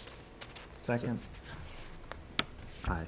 Oh, roll call vote, or not roll call vote. All in favor. All in favor. Aye. Aye. And next item is a vote to approve surplus technology items. So moved. Second. All in favor? Aye. Aye. Okay.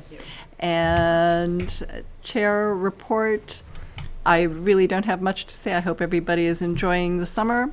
Everybody has been working very hard.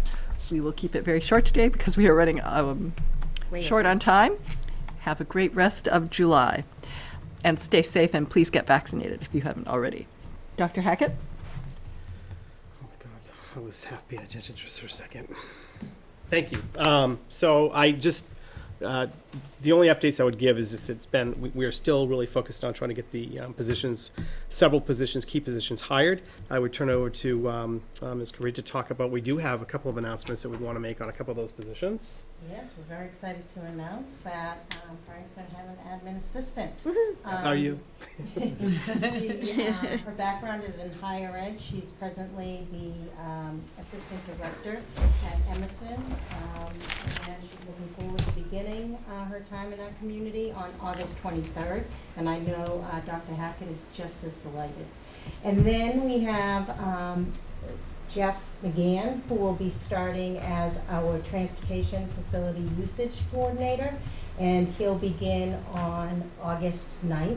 And I just want to say, in the meantime, Megan Ganji, who was in the role a few months ago, is really being so very kind with her time and her expertise in helping us out in the transition. And Nancy Clark has really jumped in, and like she usually does, and lends a helping hand, and also served on the committee as we went through this process. So she and all of us are excited about welcoming Jeff on August 9th. And his current role? Thank you. He is and has been at BB&N for many years, and he has been in the athletic department serving this type of function. He's been organizing schedules, busing, and taking care of all the transportation issues there. And he's had his hands into some of the payroll things, which is very exciting because we're looking, as we're growing and just filling, to think about the future and that idea of backfilling. And so with him to come in with that experience, we're excited about where this might lead that business department. So a couple of good hires. Yeah, That's it. excellent. Great. Future agenda items, any suggestions apart from what we have listed here? Next meeting dates, we have August 10th at 9:30 a.m. And then September 14th, 6 p.m.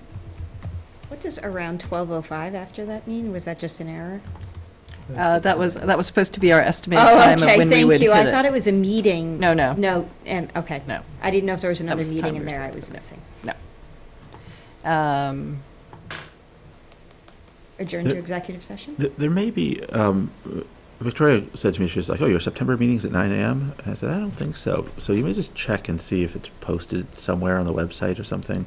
I can loop back with her, but Which one? the September September 14th. meeting. September 14th should be 6 p.m. Yeah, no, but she saw it The website. somewhere and Oh, on the just, and just website said it to me, says- oh, okay. that she was surprised that I was meeting at 9. I said, I am too. No,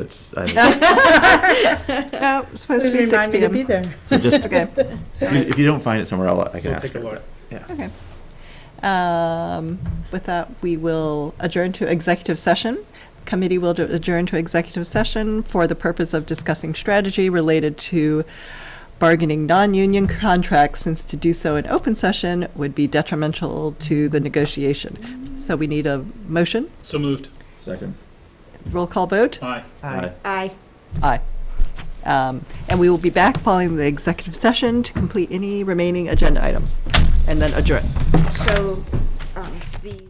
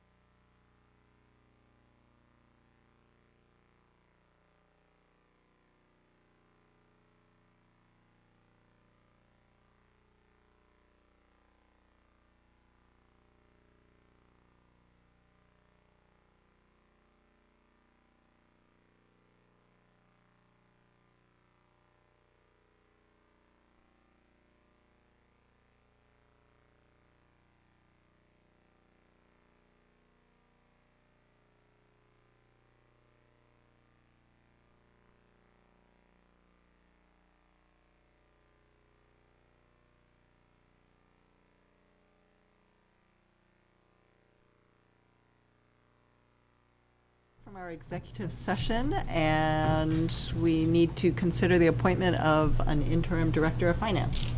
I'm happy to make a motion to appoint Peter Rowe as Winchester's interim director of finance for the 2021-22 school year, subject to successful contract negotiation through interim superintendent Frank Hackett. Second. Roll call vote? Sure. Aye. Aye. Aye. Aye. Aye. And thank you very much. Thank you, thank you. Okay, and now all we need is a motion to adjourn. So moved. Second. All in favor? Aye. Aye. Aye. Thank you. Thank you. All right, thank you.